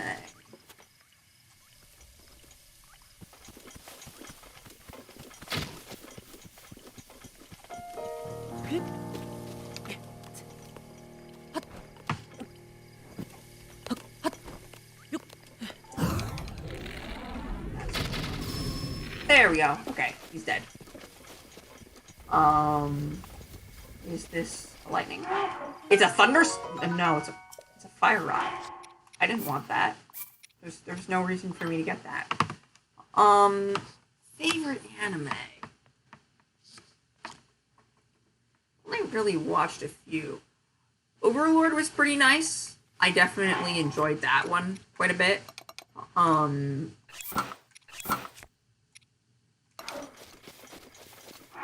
There's probably some other anime I know of, but I don't really remember much.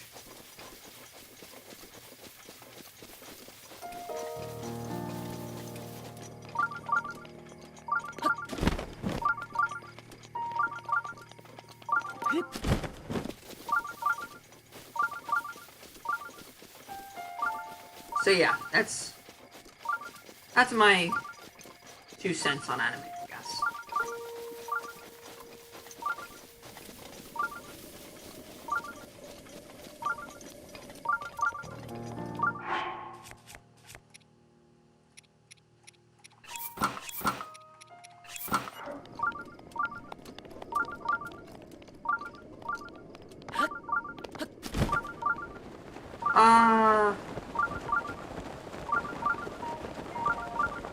Sure. Yeah, sure. What's your next question?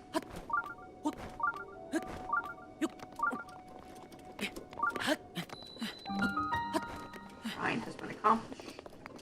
Ta-da! And we're in.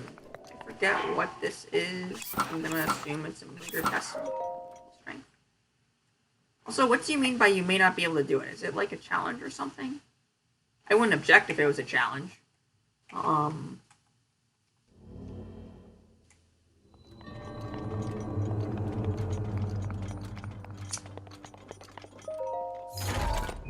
No, I would say definitely not. I don't really want anything much. I seriously just... Okay. Yeah, I'm not really able to do a very good anime girl impression.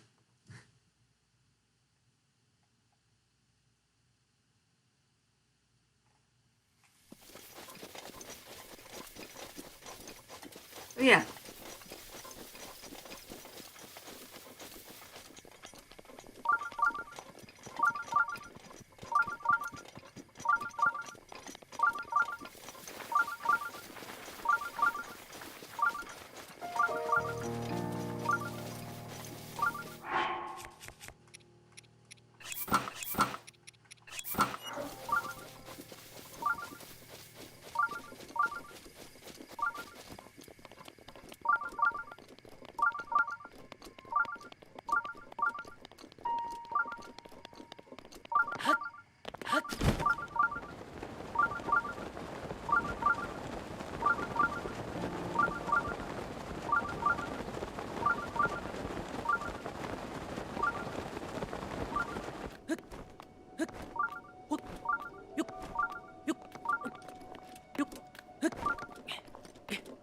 Yeah. Alright. Time to actually do this shrine for real this time and not get the weapon that I don't really care about.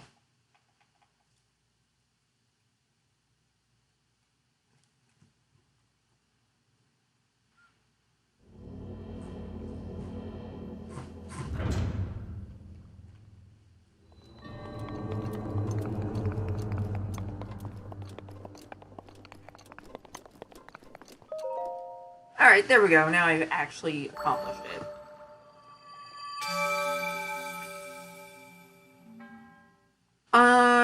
Sure.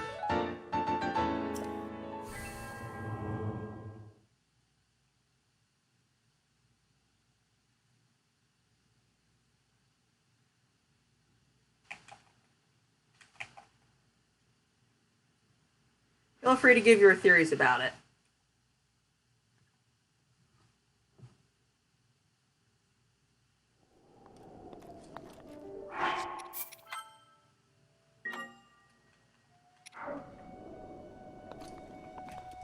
There's really a lot of ways that Breath of the Wild 2 could go.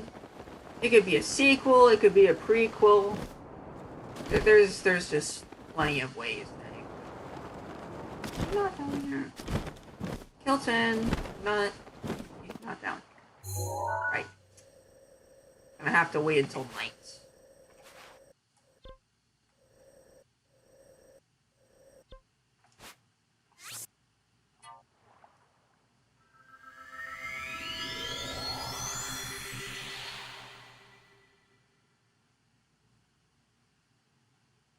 That could be interesting. I mean, there is kind of precedent in that Ocarina of Time had literally 3 timelines splitting out from it, so time travel is sort of a thing that exists.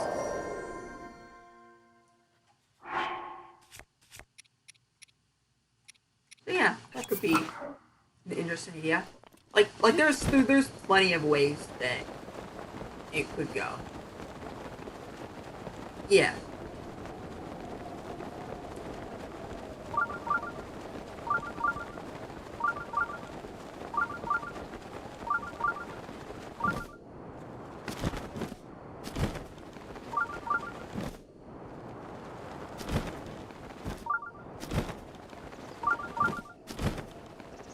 True.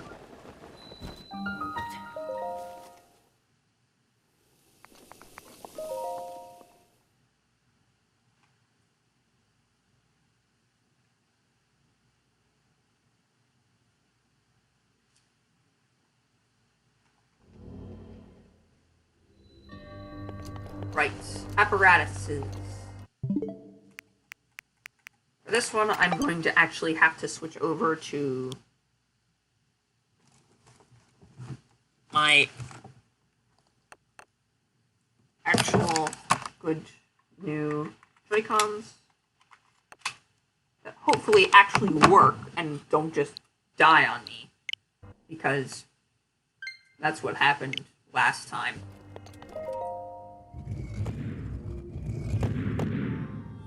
What actually did I do here? That's good enough.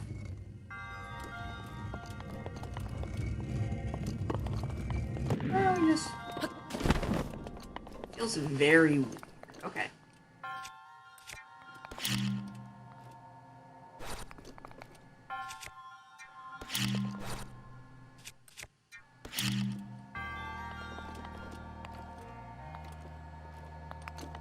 See if I can do something about this.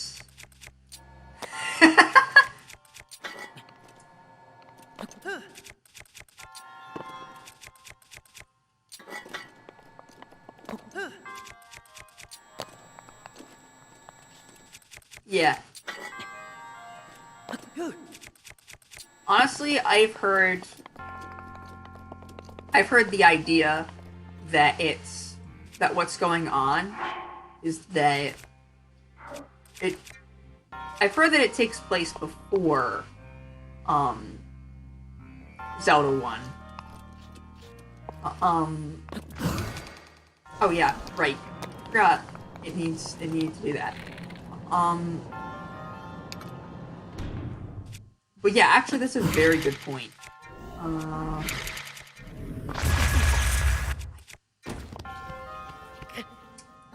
Okay. Forgot.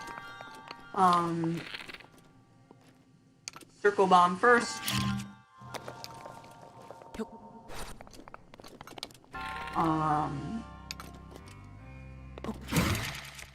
My personal theory on what's going on with that is that it's basically a prequel to Breath of the Wild 1.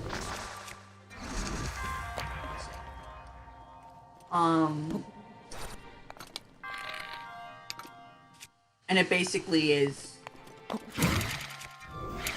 what happened in the original gameplay. Like what happened in the 1,000 years ago where Ganon first took over and attempted to destroy Hyrule.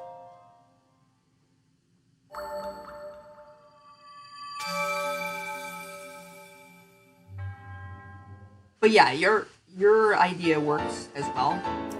Honestly, we know little enough about Breath of the Wild that basically everything is possible. We know basically nothing.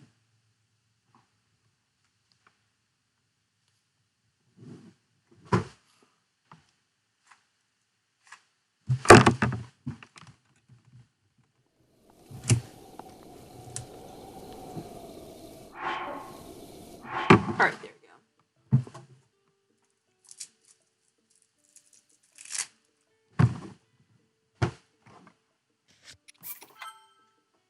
So that's saved 8:25 p.m.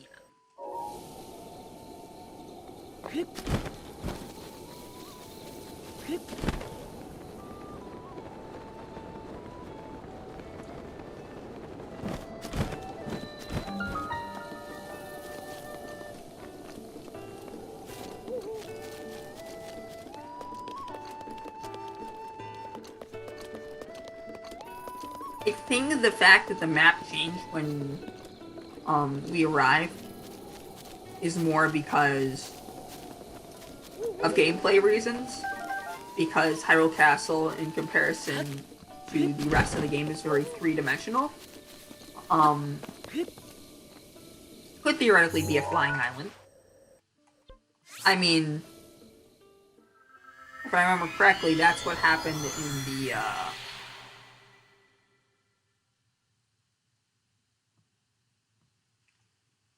sorry. In the,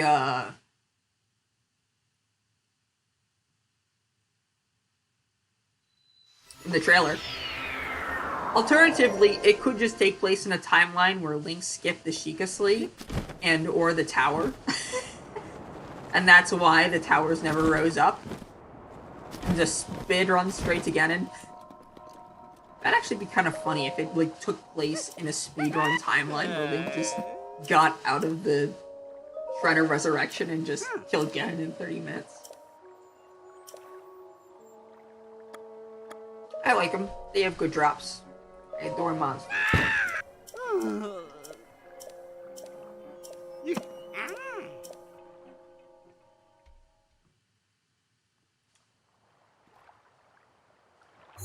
And off he goes, vanished into thin air.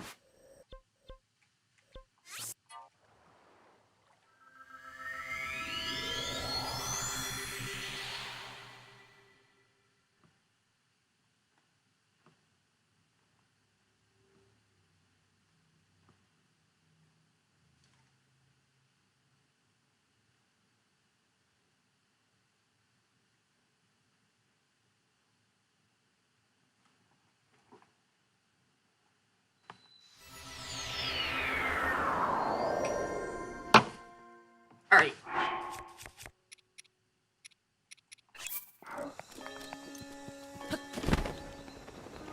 Time to talk to Kilton.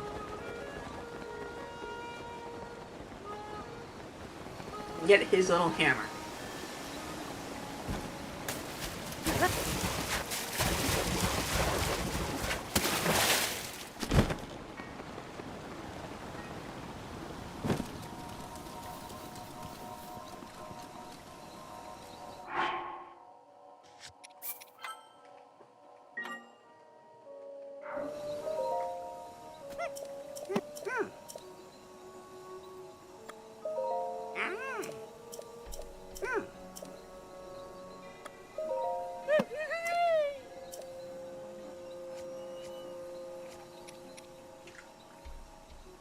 But theoretically exchange that. Wait, alright.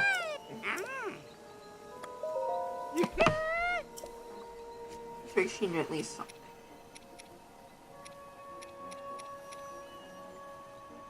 I go for Lionel Guts. Because it's not like those are difficult to acquire.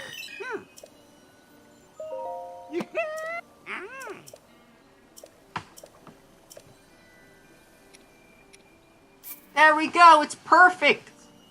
That's actually perfect, I was not expecting that. That's absolutely perfect. I could have not done that better if I tried. Okay.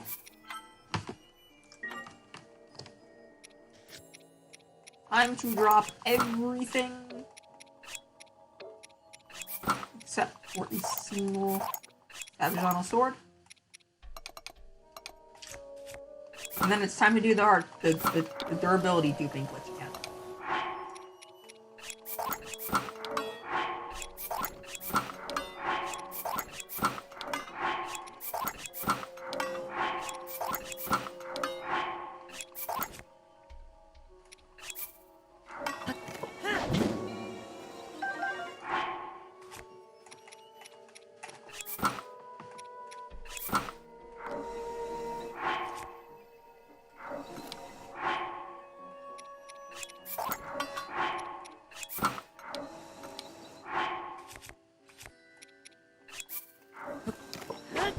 to do that.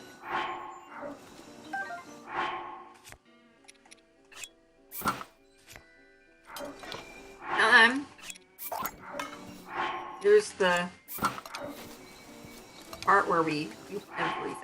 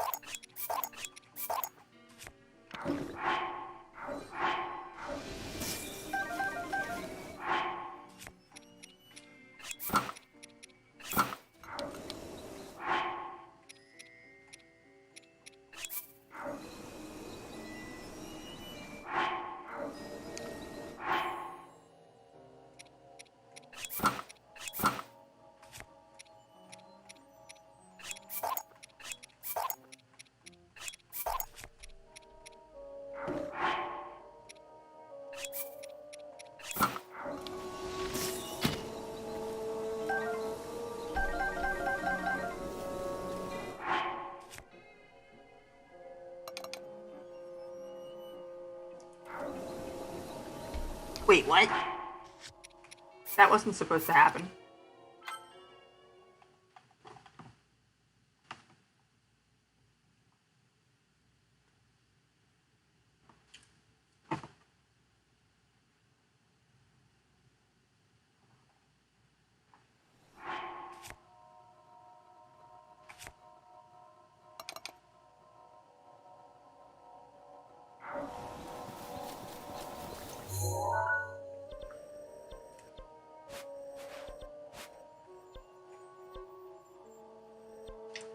Well, time to get some more shrines. And that way at least I can actually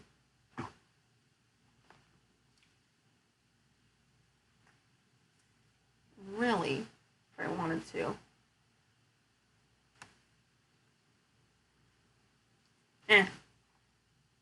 We'll see how it goes. Actually, wait. Hold on. Just warp here. Travel back there.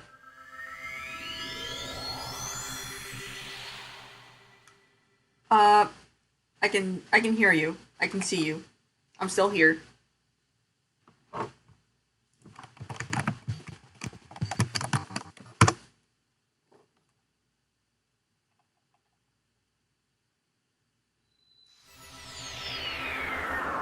The reason why I didn't really respond to your Vazonai idea was because there wasn't really much to say.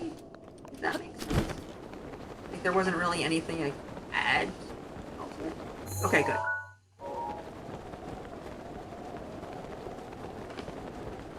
Yep, okay, it's over there. See where it is. To slowly head towards it.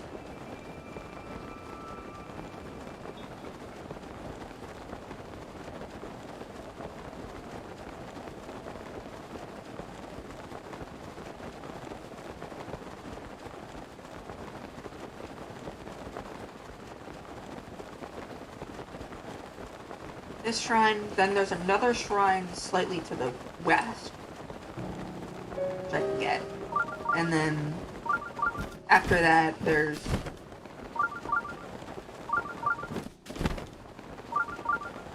that one over there to the east, north.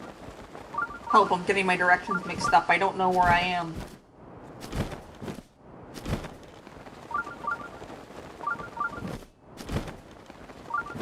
Right here, actually, as a matter of fact, I believe. This is Elven Stable. It's one of the many ways to cheat the system. I'm gonna choose the most glitchy way, of course, especially since I don't have much money. In terms of money, we have no money. It's actually me right now. I don't think I've ever used her, though, so... Just...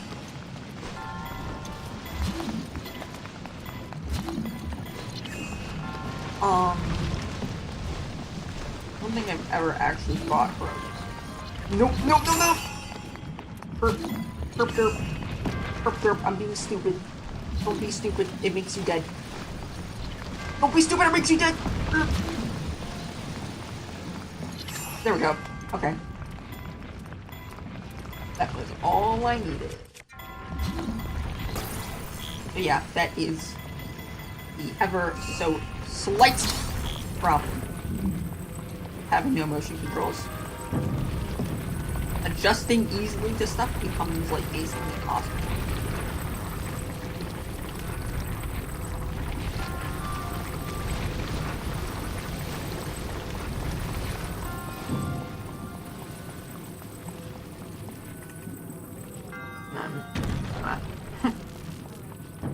Very slowly right through the stuff.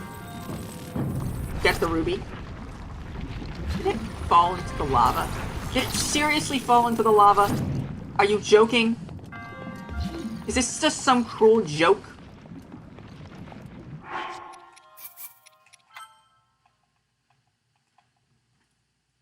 Yeah, that's another way to cheese it. And then there's the stasis apparatus glitch, which is where you do the stuff needed to... You know how you do the heart tubing glitch? You basically do that without setting anything up with the statue first. And instead of loading your save, you can just teleport away.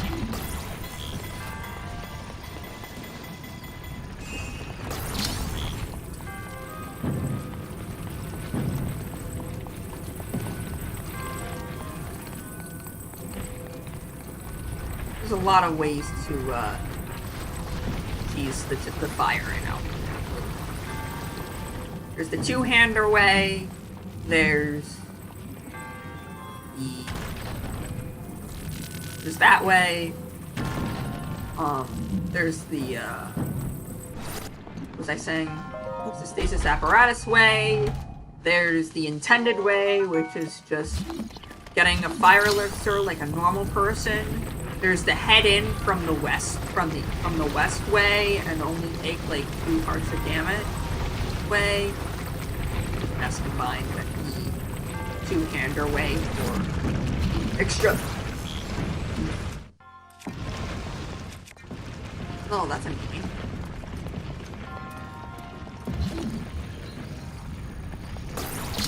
There's a lot of ways to cheese it, really. The question is how do you want to cheese it? It's the question of thought that was dead.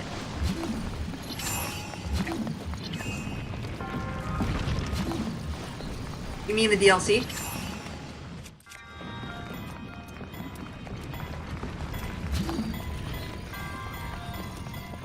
Okay.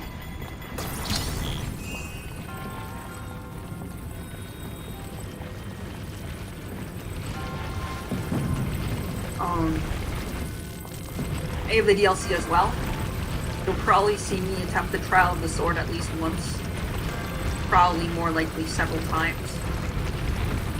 There is something by Cleric where you just shield clip your way through and cheese. Oh! The book. I actually don't have the book. I didn't actually know there was a book. All I knew was the game.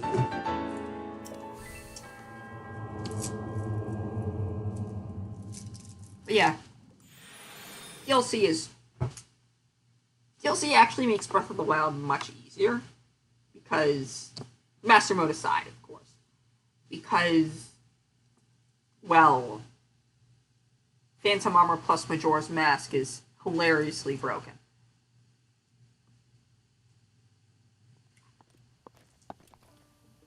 Oh, nice. Did you do Master Mode Trial of the Sword? Because Master Mode Trial of the Sword is orders of magnitude more difficult than the, than normal trials. Normal trials I can get through easily first try. Master Trials!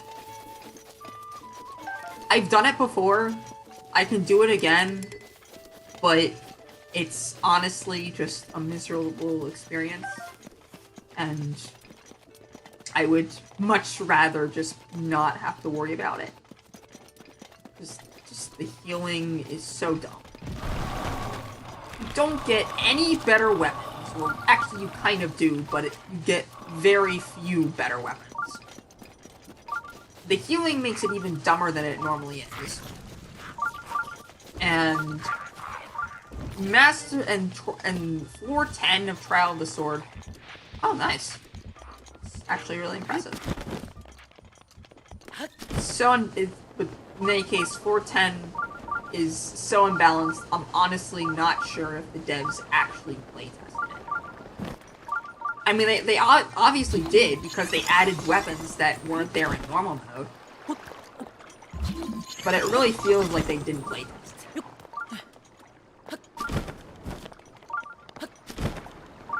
But yeah, Master Mode Trial of the Sword is by far the most difficult thing you can do in this game without adding either E or A, self-imposed challenges, or B, doing crazy glitchy things like fighting the entire Colosseum at once, or fighting 2 golden Lionels at once.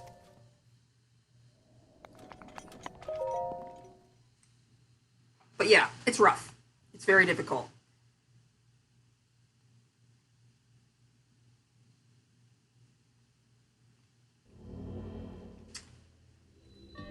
Funnily enough, the second time I actually did Trial of the Sword, Master Mode, I tried doing it, like, the glitching way, but I just ended up failing, and it was, I decided, okay, this is actually difficult enough to be more difficult than just doing it normally. So I just did it normally, and then I beat it second try. Which is kind of funny, but at the same time was annoying.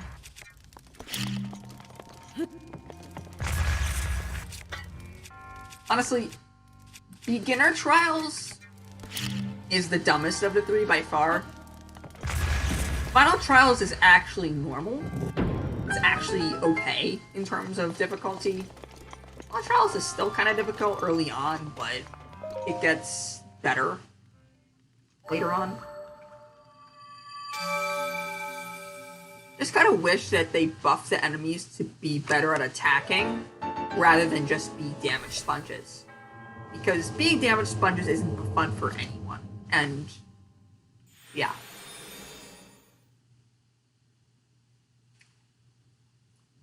So yeah.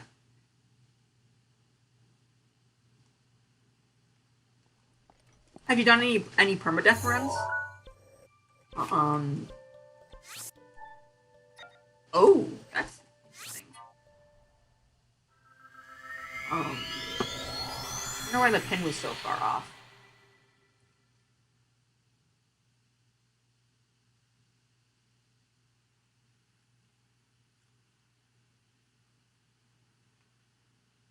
Well, in any case, it doesn't matter much. Oh, nice.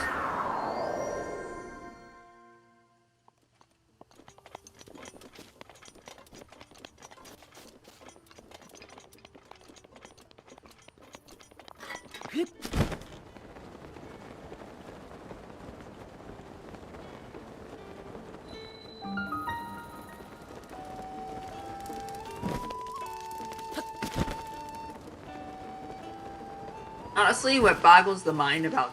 I can't believe that Smallen actually did that Breath of the Wild. Like, that was absolutely insane. And they did a redux of it that was somehow even more insane.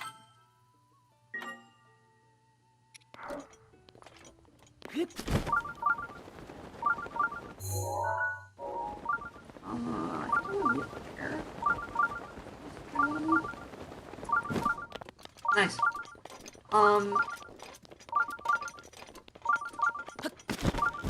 Judging from, judging from your experience in the game, it seems like you like it a lot, and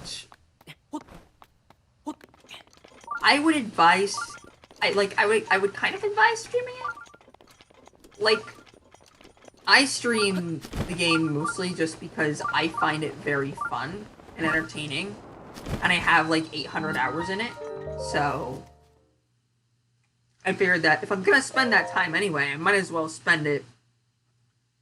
Like, if I'm gonna spend it doing something I like to do anyway, might as well broadcast it for the world to see. And the rest is kind of history after that.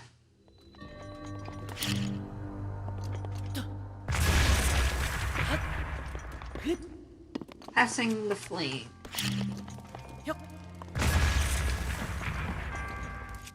Are you honestly joking? Come on, man. That's like the... How? How did it...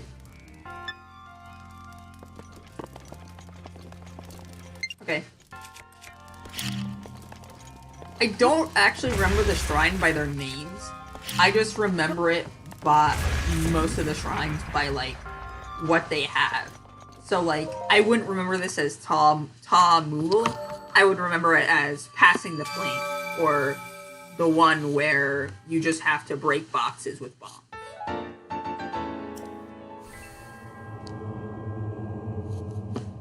And then just, from there, just continue on. Do you speedrun at all? Kinda seems like you speedrun. Like... to be fair, I haven't actually speedrunned at all. And I have no intention of really doing so. I just don't really find it fun or entertaining. So I guess I shouldn't really judge like that.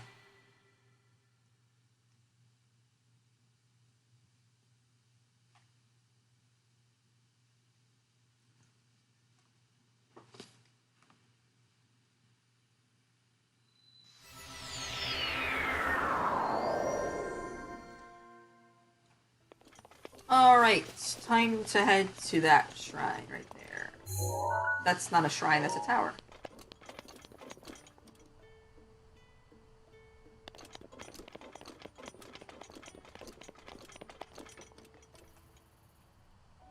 Nice. Yeah. I don't speedrun either. I just don't find it fun. Just doing the same thing over and over and over again. Just to be able to finish it, just that little bit faster. I don't find it entertaining at all, personally. Like I find it entertaining to, like, people watching, but not to, like, me personally. I can respect it because, obviously, the person who's doing that is very good at what they do, but I just generally don't like to do it myself. I prefer to do it just... play relatively casual. I like to say the way I play it is, like, semi-casual, where it's better / more efficient than casual people's playstyles, but it's not like speedrunners.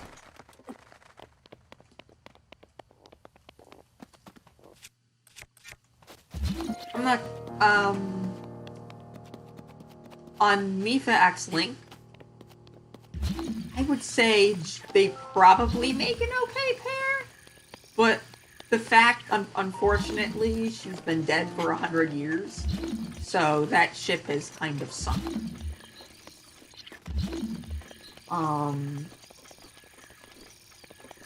It's kind of unfortunate, but hey. I know there's a Korok somewhere. I know there's a Korok right here. I need to find the metal cube, and I don't know where it is. Because I can't freaking see with this grayscale.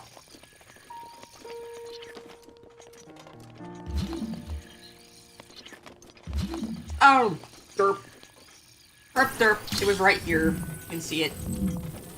Don't worry, I'm smart, I promise. And then we just stick it right here. And we're in. Ta-da! Easy as anything. Another Korok seed accomplished.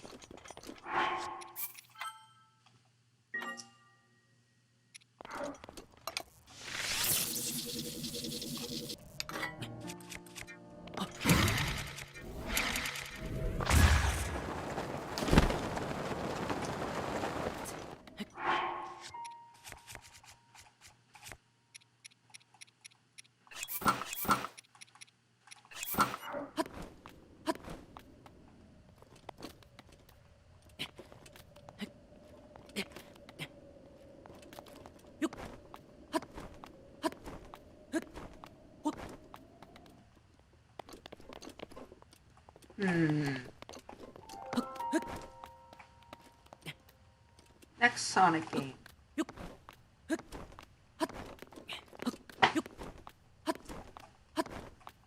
I mean...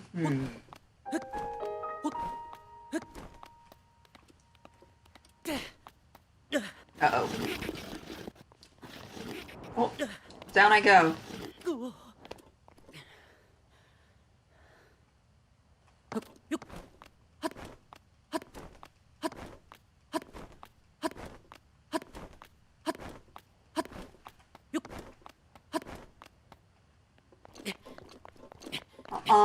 Make a new game. I would say it's more likely that they make a new game. Simply because, well, I mean, like, something like Sonic Adventure and or Sonic Adventure 2 could probably be a remake. So...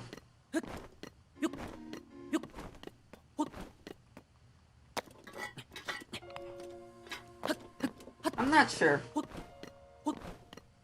I'd say of the two... Like, I've heard that, like, fans are really interested in a Sonic Adventure 2 remake.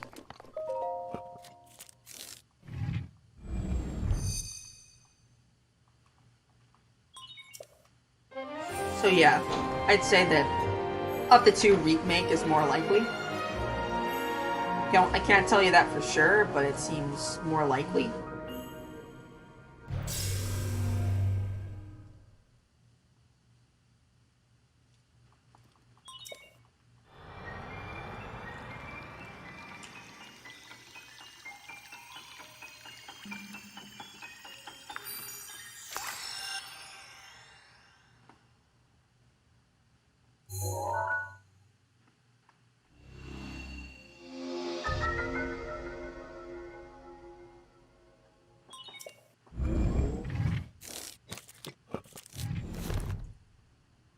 There we go. Now.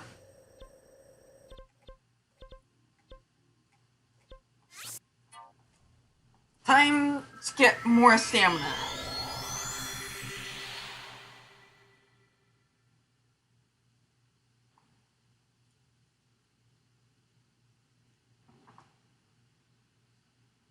I'm getting very, very close to being able to pull out the Master Sword and start the Master Trials. Which on the one hand, that'll be nice, but on the other hand, it's the Master Trials. That's going to be something. I'll definitely want to prepare with either an attack up or a defense up buff.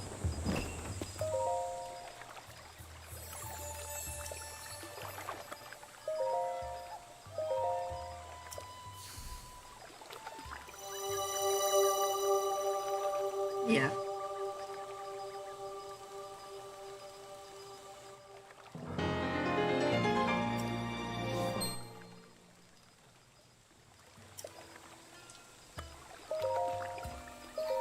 I always like to put all my spirit up.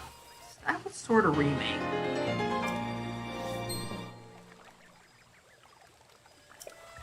Maybe I'm not really that interested in Skyward Sword.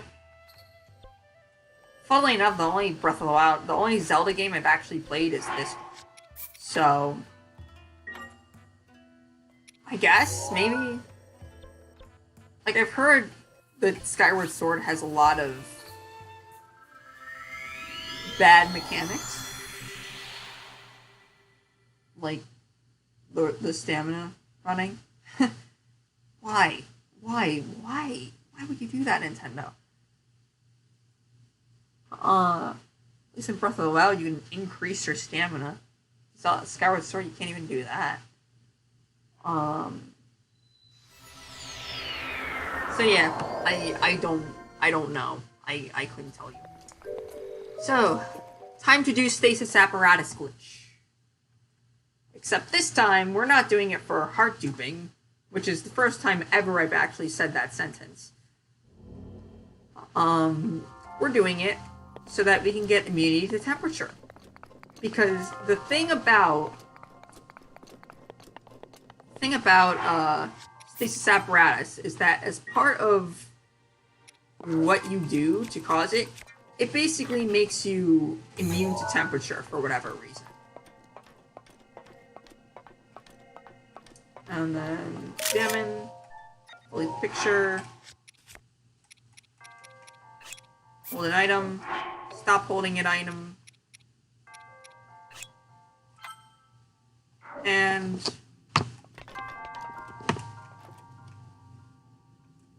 did that work?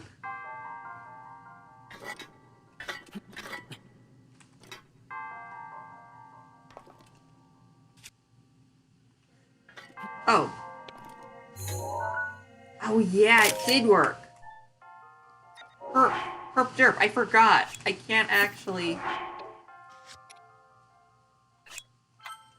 There we go, okay. Now we warp out. Elden Tower. Oh. I see. So this is how it is. Apparently I have to load the save.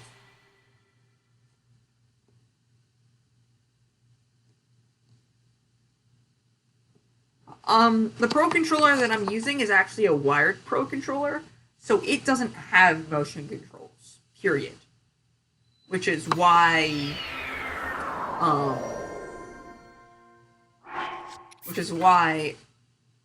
you saw me switch back to the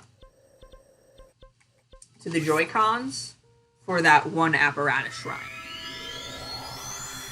So, that is the one drawback of the Pro Controller. Otherwise, it feels very buttery smooth in comparison to the rest, in comparison to the Joy-Cons. Especially because, unlike the Joy-Cons, I don't have drift. Because Joy-Con drift is awful, and it's the worst, and I wish it never existed. With that in mind.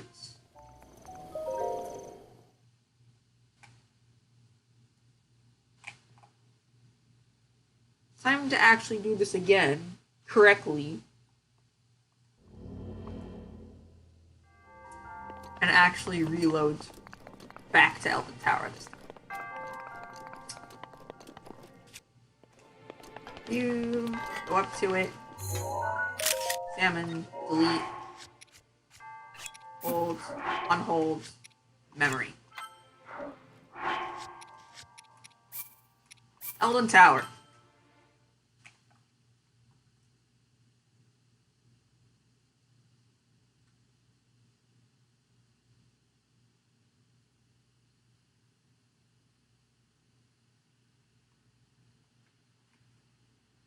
Nice. Mario Maker is a very fun and oh yeah, I forgot that was part of the glitch. You just go down. Yeah. So I'm just not affected by temperature at all. I am Lava Man. I am still affected by lava though. If I go into lava for whatever dumb reason, I will be respawned. And I'm pretty sure I'll lose the immunity too.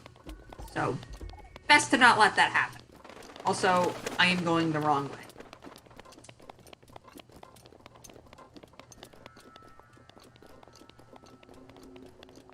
That's what it looks like.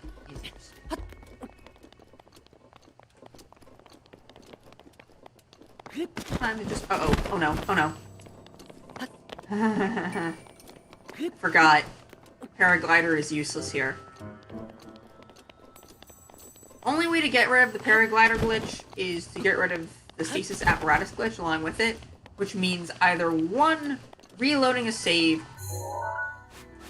I'm going the wrong freaking way! No! No! And he saw me. He saw me. I know he saw me. I can tell because he's running towards me. This is okay. This is fine. This is fine. Everything is fine. Everything is fine. And you definitely did not see me, and will definitely not kill me later. Only way to get rid of the paraglider glitch. One way I know of is to load a save. Another way I know of is to, teleport somewhere else. Third way I know of is to enter a loading thing. As far as I know, those are the big three ways that you can get rid of it. Basically, you just need to enter. You need to load. Yeah, Guardians are fast. Unfortunately, you really can't outrun them. Especially not in Relics of the Past. Relics of the Past make them like 50 billion times faster.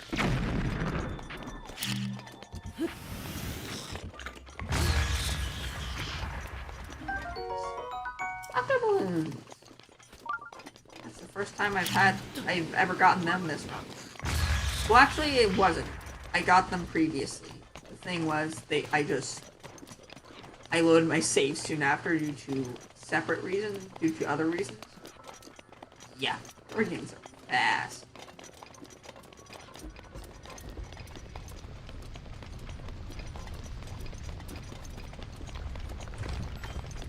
If you see a Guardian, and that's what makes them so dangerous, especially the stalkers.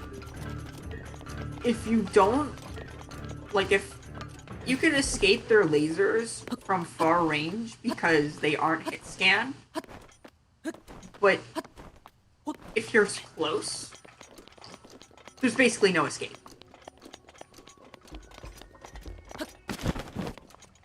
Yeah.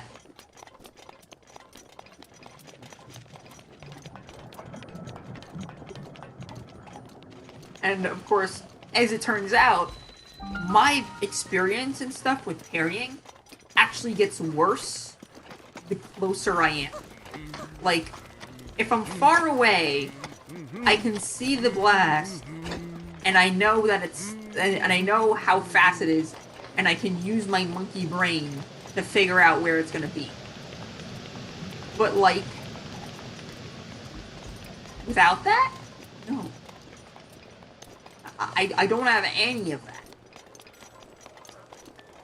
Alright. This could be a slight mistake. But I have to do it since I have no money. In terms of money, I have no money. My money is non-existent. This is bad, right? Yep, that's a topaz. That's what I want. Now I need to run. Because I'm not sure whether that will actually anger the Bokos. Sometimes what I do angers the Bokos, other times they don't. But I'm not gonna stick around long enough to figure out which one. Yeah, this glitch actually makes an armorless Rudania possible, which is really neat, actually.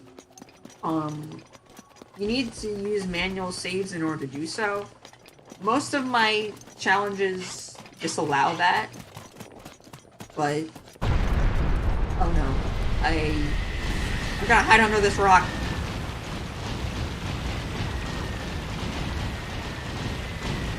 Just gonna wait for it to stop falling. There we go.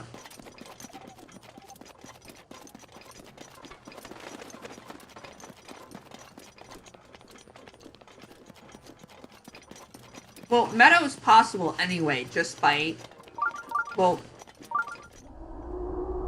Meadow is totally possible with the paraglider glitch, I think. I'm not sure. But basically the real reason... You can out-heal that, unlike Danya. And by the time I'm there, I'm probably going to have some form of foot protection anyway. So, it won't be much of an issue.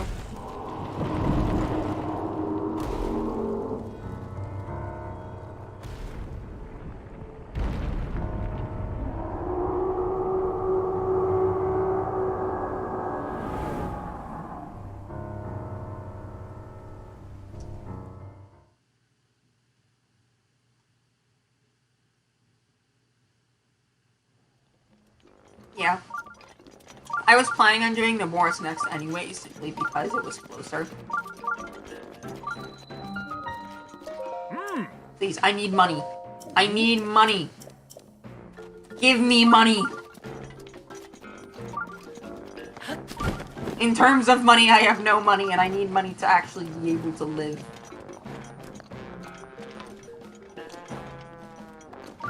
Flamebreaker armor is what I'm going for.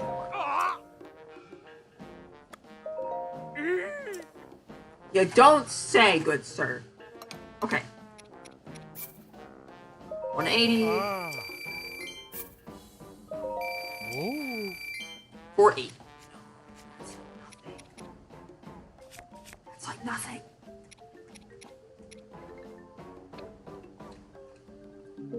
Okay. Okay. I still have a plan. Have a plan because there's a cooking pot right here. And what I can do with this cooking pot is I can get a lizard.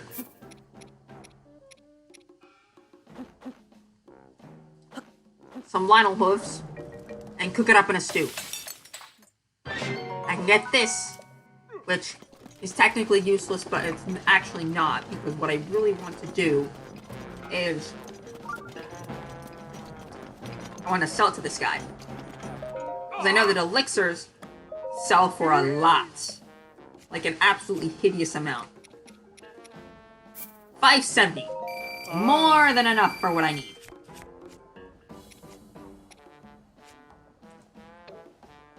I could also repeat that a second time if I really needed to.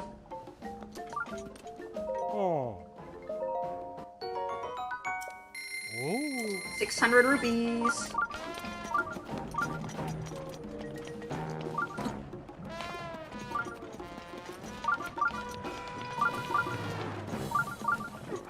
And I'll do the same thing again, except this time with a hot-footed frog.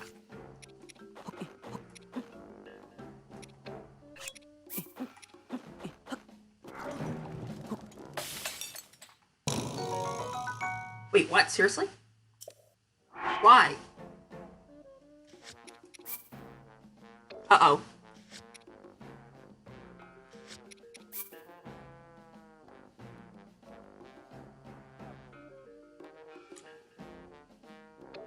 Well, guess that stuff's gone forever.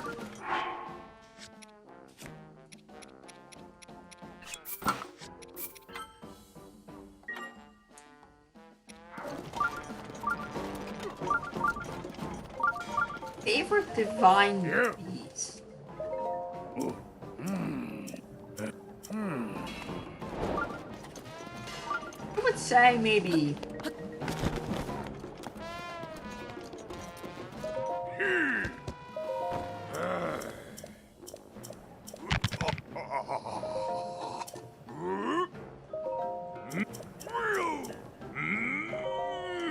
Gosh.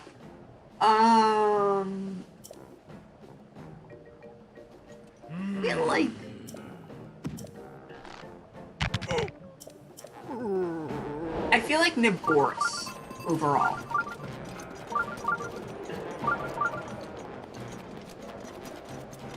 Because Niboris has interesting quest line,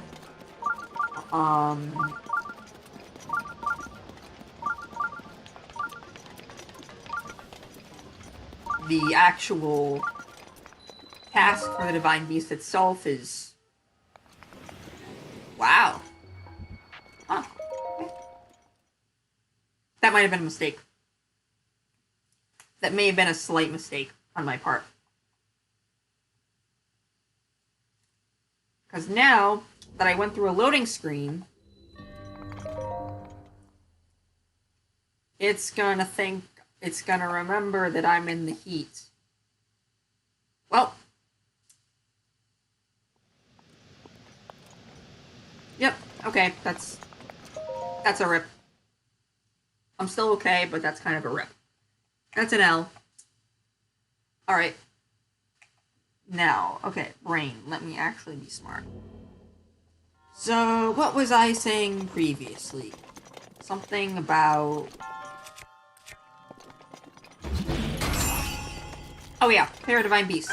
Divorce, because... One... The Divine Beast itself is interesting. 2, the quest line is kind of interesting and fun. 3, it has Thunderblight, which is the hardest of the 4 Divine Beasts, and the only one that I really feel like is sort of blight-worthy, if you would. Like, the other 3 blights are, like, trash. They're, like, the easiest thing in the world. They're hilariously easy. But Thunderblight's actually difficult some of the time. So, yeah. Thunderblight overall, my favorite.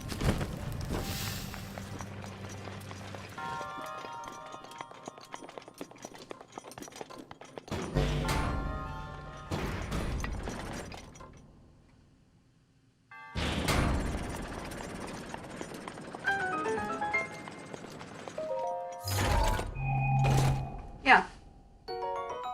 I'd say it's definitely, if you don't know how to shield click, and even if you do, the quest is the most difficult of the 4. The boss is most difficult of the 4. It's generally the most difficult of the 4 Divine Beast quests, but it's also the most fun. And it's also the most interesting as a result of that.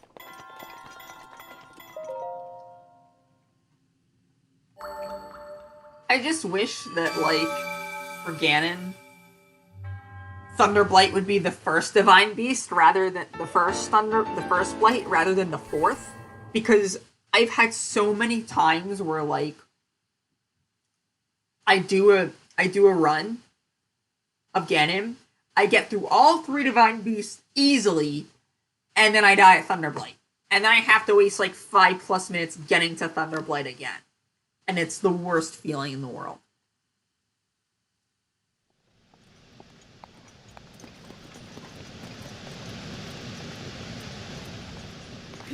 Yeah, I've heard of a Hat in Time. Never actually played it, but I've heard of it. It's a pretty cool game.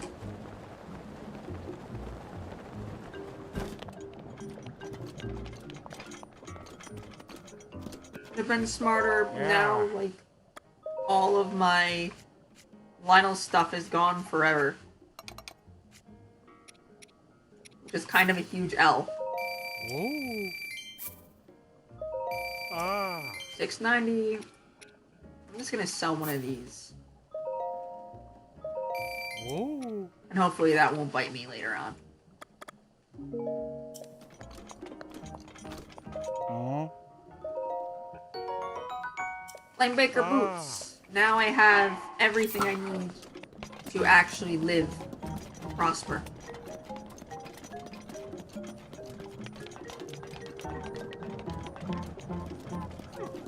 You know, I should probably consider finding Taluses and killing them just so I can get good stuff. Because I really am starting to run out of stuff. Actually, you know what? Let me do that right now.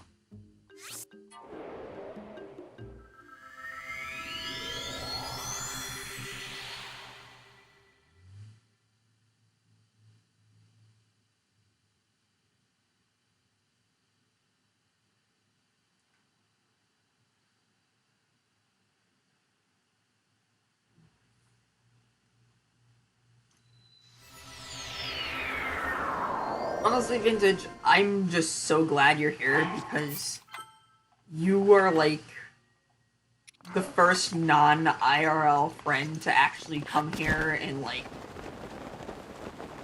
days. So yeah. Why am I being obsessed with Link?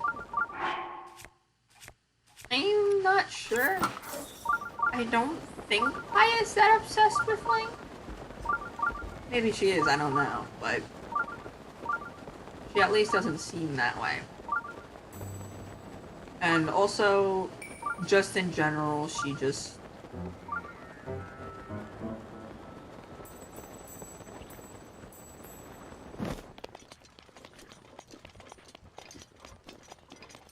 I mean, to be fair, Link is also, like, a local idol.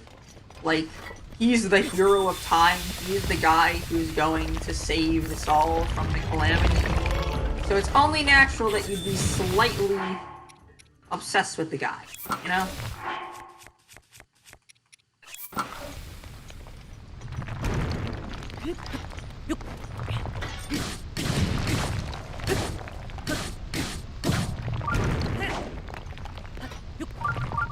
You ever just hover in the air for 2 seconds?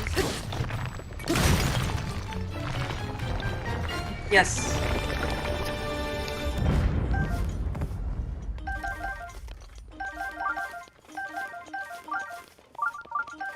Get Laid has always been a staple of the Breath of the Wild fandom.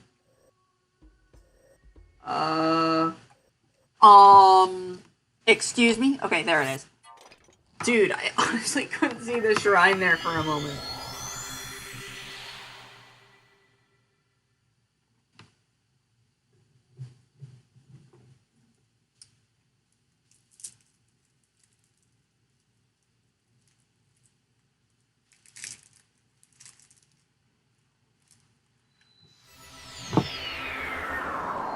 Also, there's plenty of other,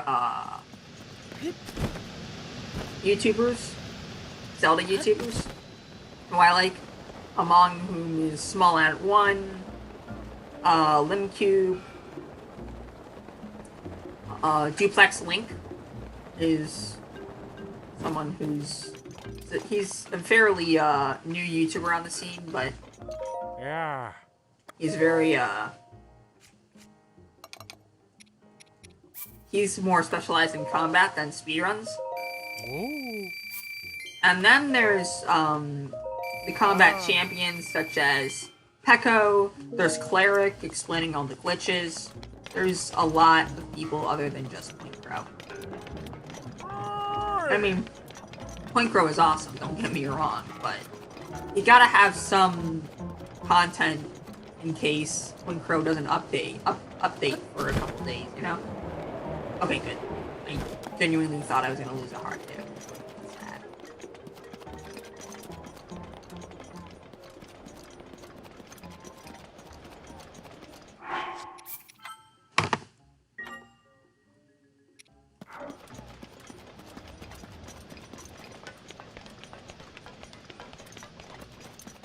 What makes you think only the girls love Link? I mean, Side and X Link is a thing, you know?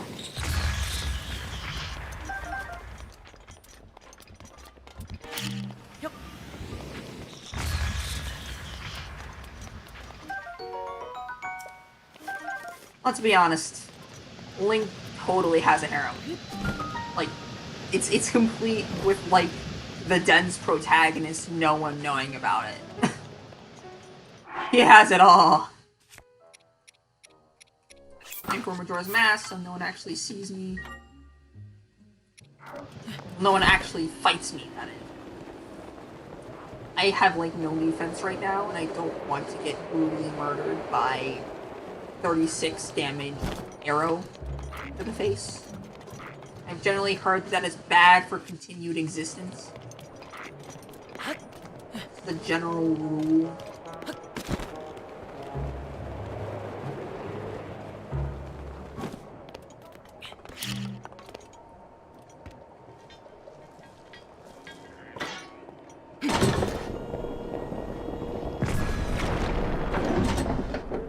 go. Nice.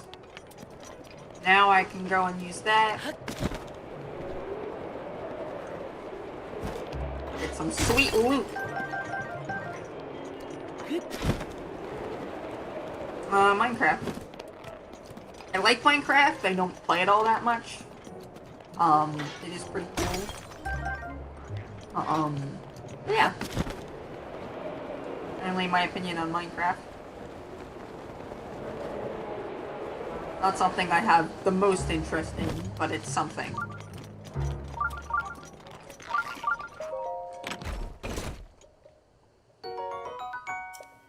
Nothing quite like 10 ancient arrows. It's ice arrows, not ancient arrows. Those weren't ancient arrows at all. Derp, derp, derp.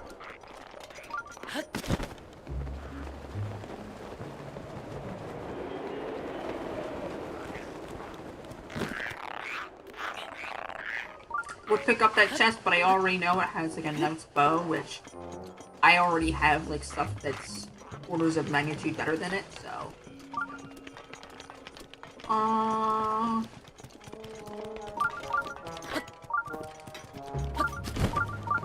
actually once did an armorless, foodless challenge of this, which was interesting. Wait, there was a Breath of the Wild ripoff? What?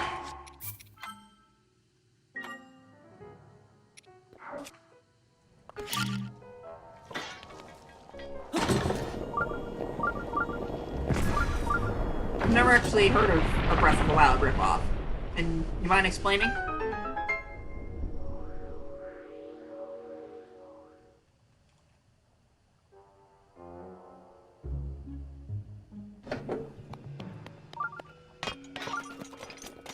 Or is Minecraft the Breath of the Wild ripoff? I don't understand.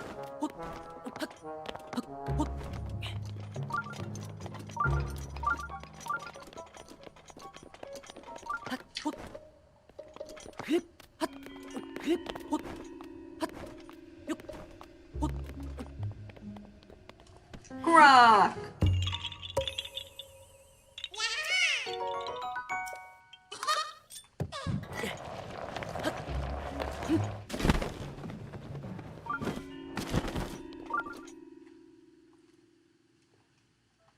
Oh, man.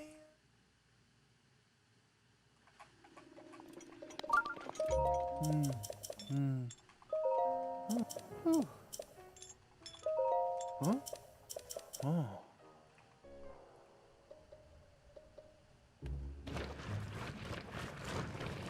Wait. That wasn't just a mod? I was actually genuinely convinced that Genshin Impact was just a mod. What? Wow.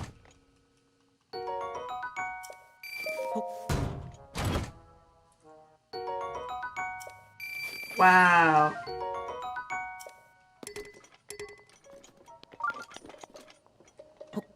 Time to throw pots. It's been a while since I've done this, but I've never actually done this in this game before, but I'm running out of money.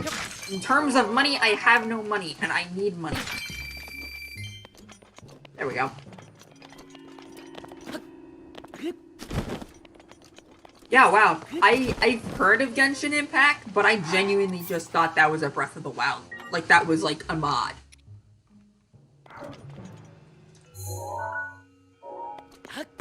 Like they had everything. They even had the map. Like, the character design was slightly different, but let's be honest. It was Breath of the Wild.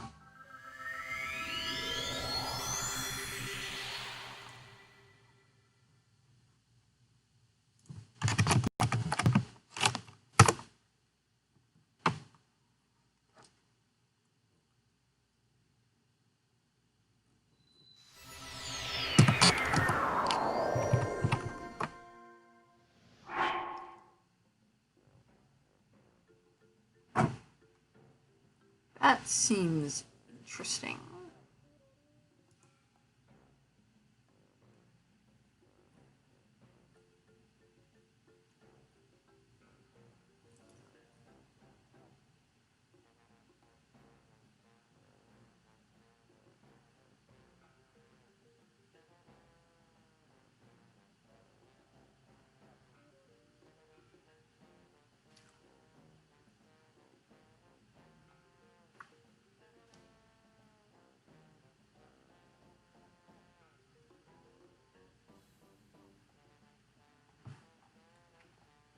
Yeah, that feels very much like Breath of the Wild.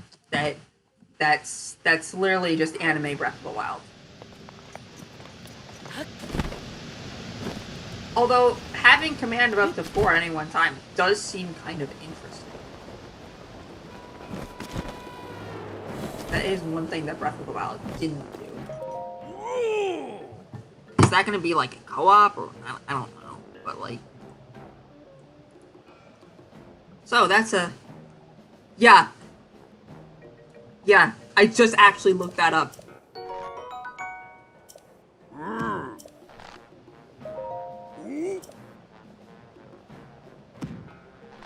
Because I mean, yeah, let's be honest. It has a lot of similarities.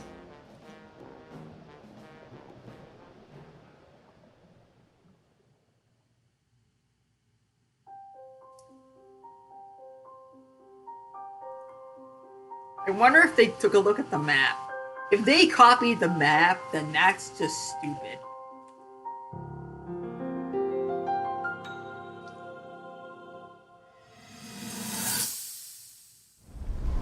Memory time. Except not. Yeah. The skip or not the finally skip. getting the hang of controlling this divine beast. Eh. I tell you what, sure is a blast piloting a toy like this around. Let those other champions know they better eat their gravel if they want to keep under the roof. Speaking of which, Okay. can you yes. believe this view? Just look at all those delectable rocks sprinkled on those mountains. Mighty tasty. I may not know a whole lot about this Calamity Ganon thing, but mark my words, Alright. I'll protect this land of ours to the death. Right, little guys? Hey, by the way, congrats on becoming the princess's appointed knight. That's a really big deal. Protecting I'm the probably king's daughter. going to end the stream No pretty pressure. soon. Seriously, I think what I'll do Princess is I'll get up strong to personality. the So shrine strong, where she can't quite see the Yunobo range for is the being beaks. Remember that, and you'll be fine. accosted by some moblins, Huh? and then I'll end the stream. What the? Just because it's kind of getting late. Dinner would be nice, that sort of thing.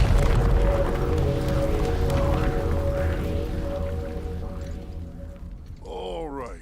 So what was I So saying? just to let you know, Vintage, in the That was future, really strange. As far as I know, Death I Mountain has stream been quiet for decades. basically every day at 2, except But if the mountain for is shivering enough, Tuesday, send which I out a stream bunch at of 7 rovers for. that size, then. So, Never mind. Forget yeah. I said anything.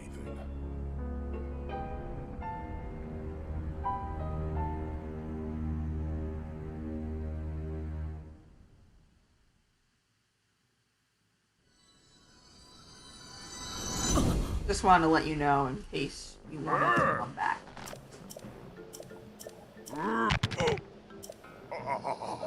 Rip. His back just snapped in half.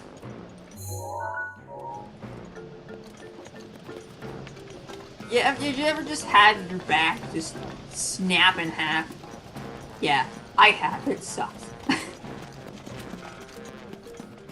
That's a rip. There's that fireproof gazer. Well, what are you gonna do?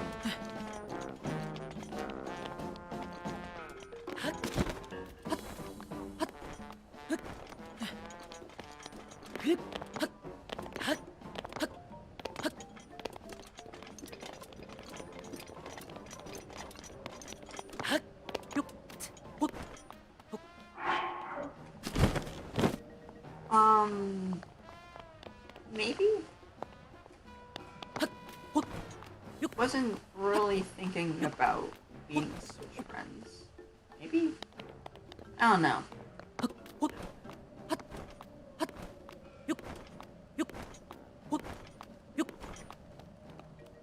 And up we go.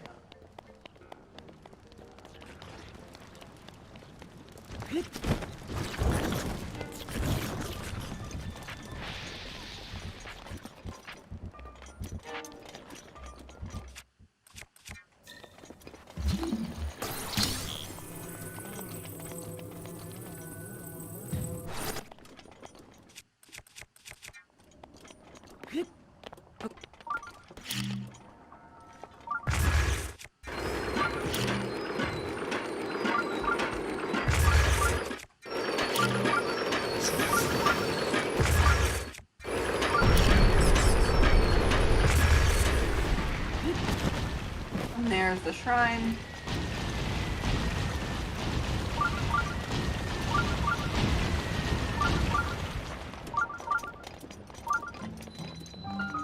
I never actually noticed that that happened before. Maybe because I approached from the top.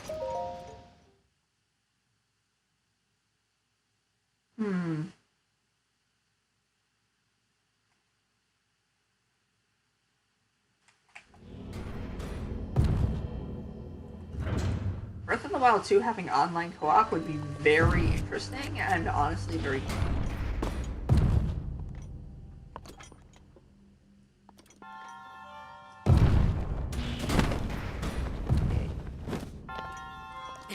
And up we go. I'm just gonna get this because I can. And because I need the money. Money management is a huge part of Breath of the Wild runs. In general, that was kind of a mistake.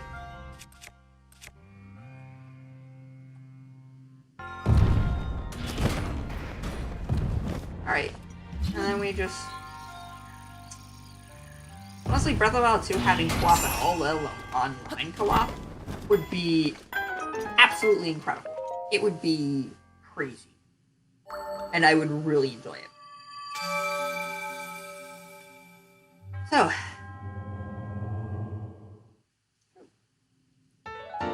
but I guess maybe at that point we probably know each other better. Because right now, I don't really know you, you don't really know me. I'm kind of reluctant to give out Switch friendships right now, sort of reserve it for, like, pretty close IRL friends.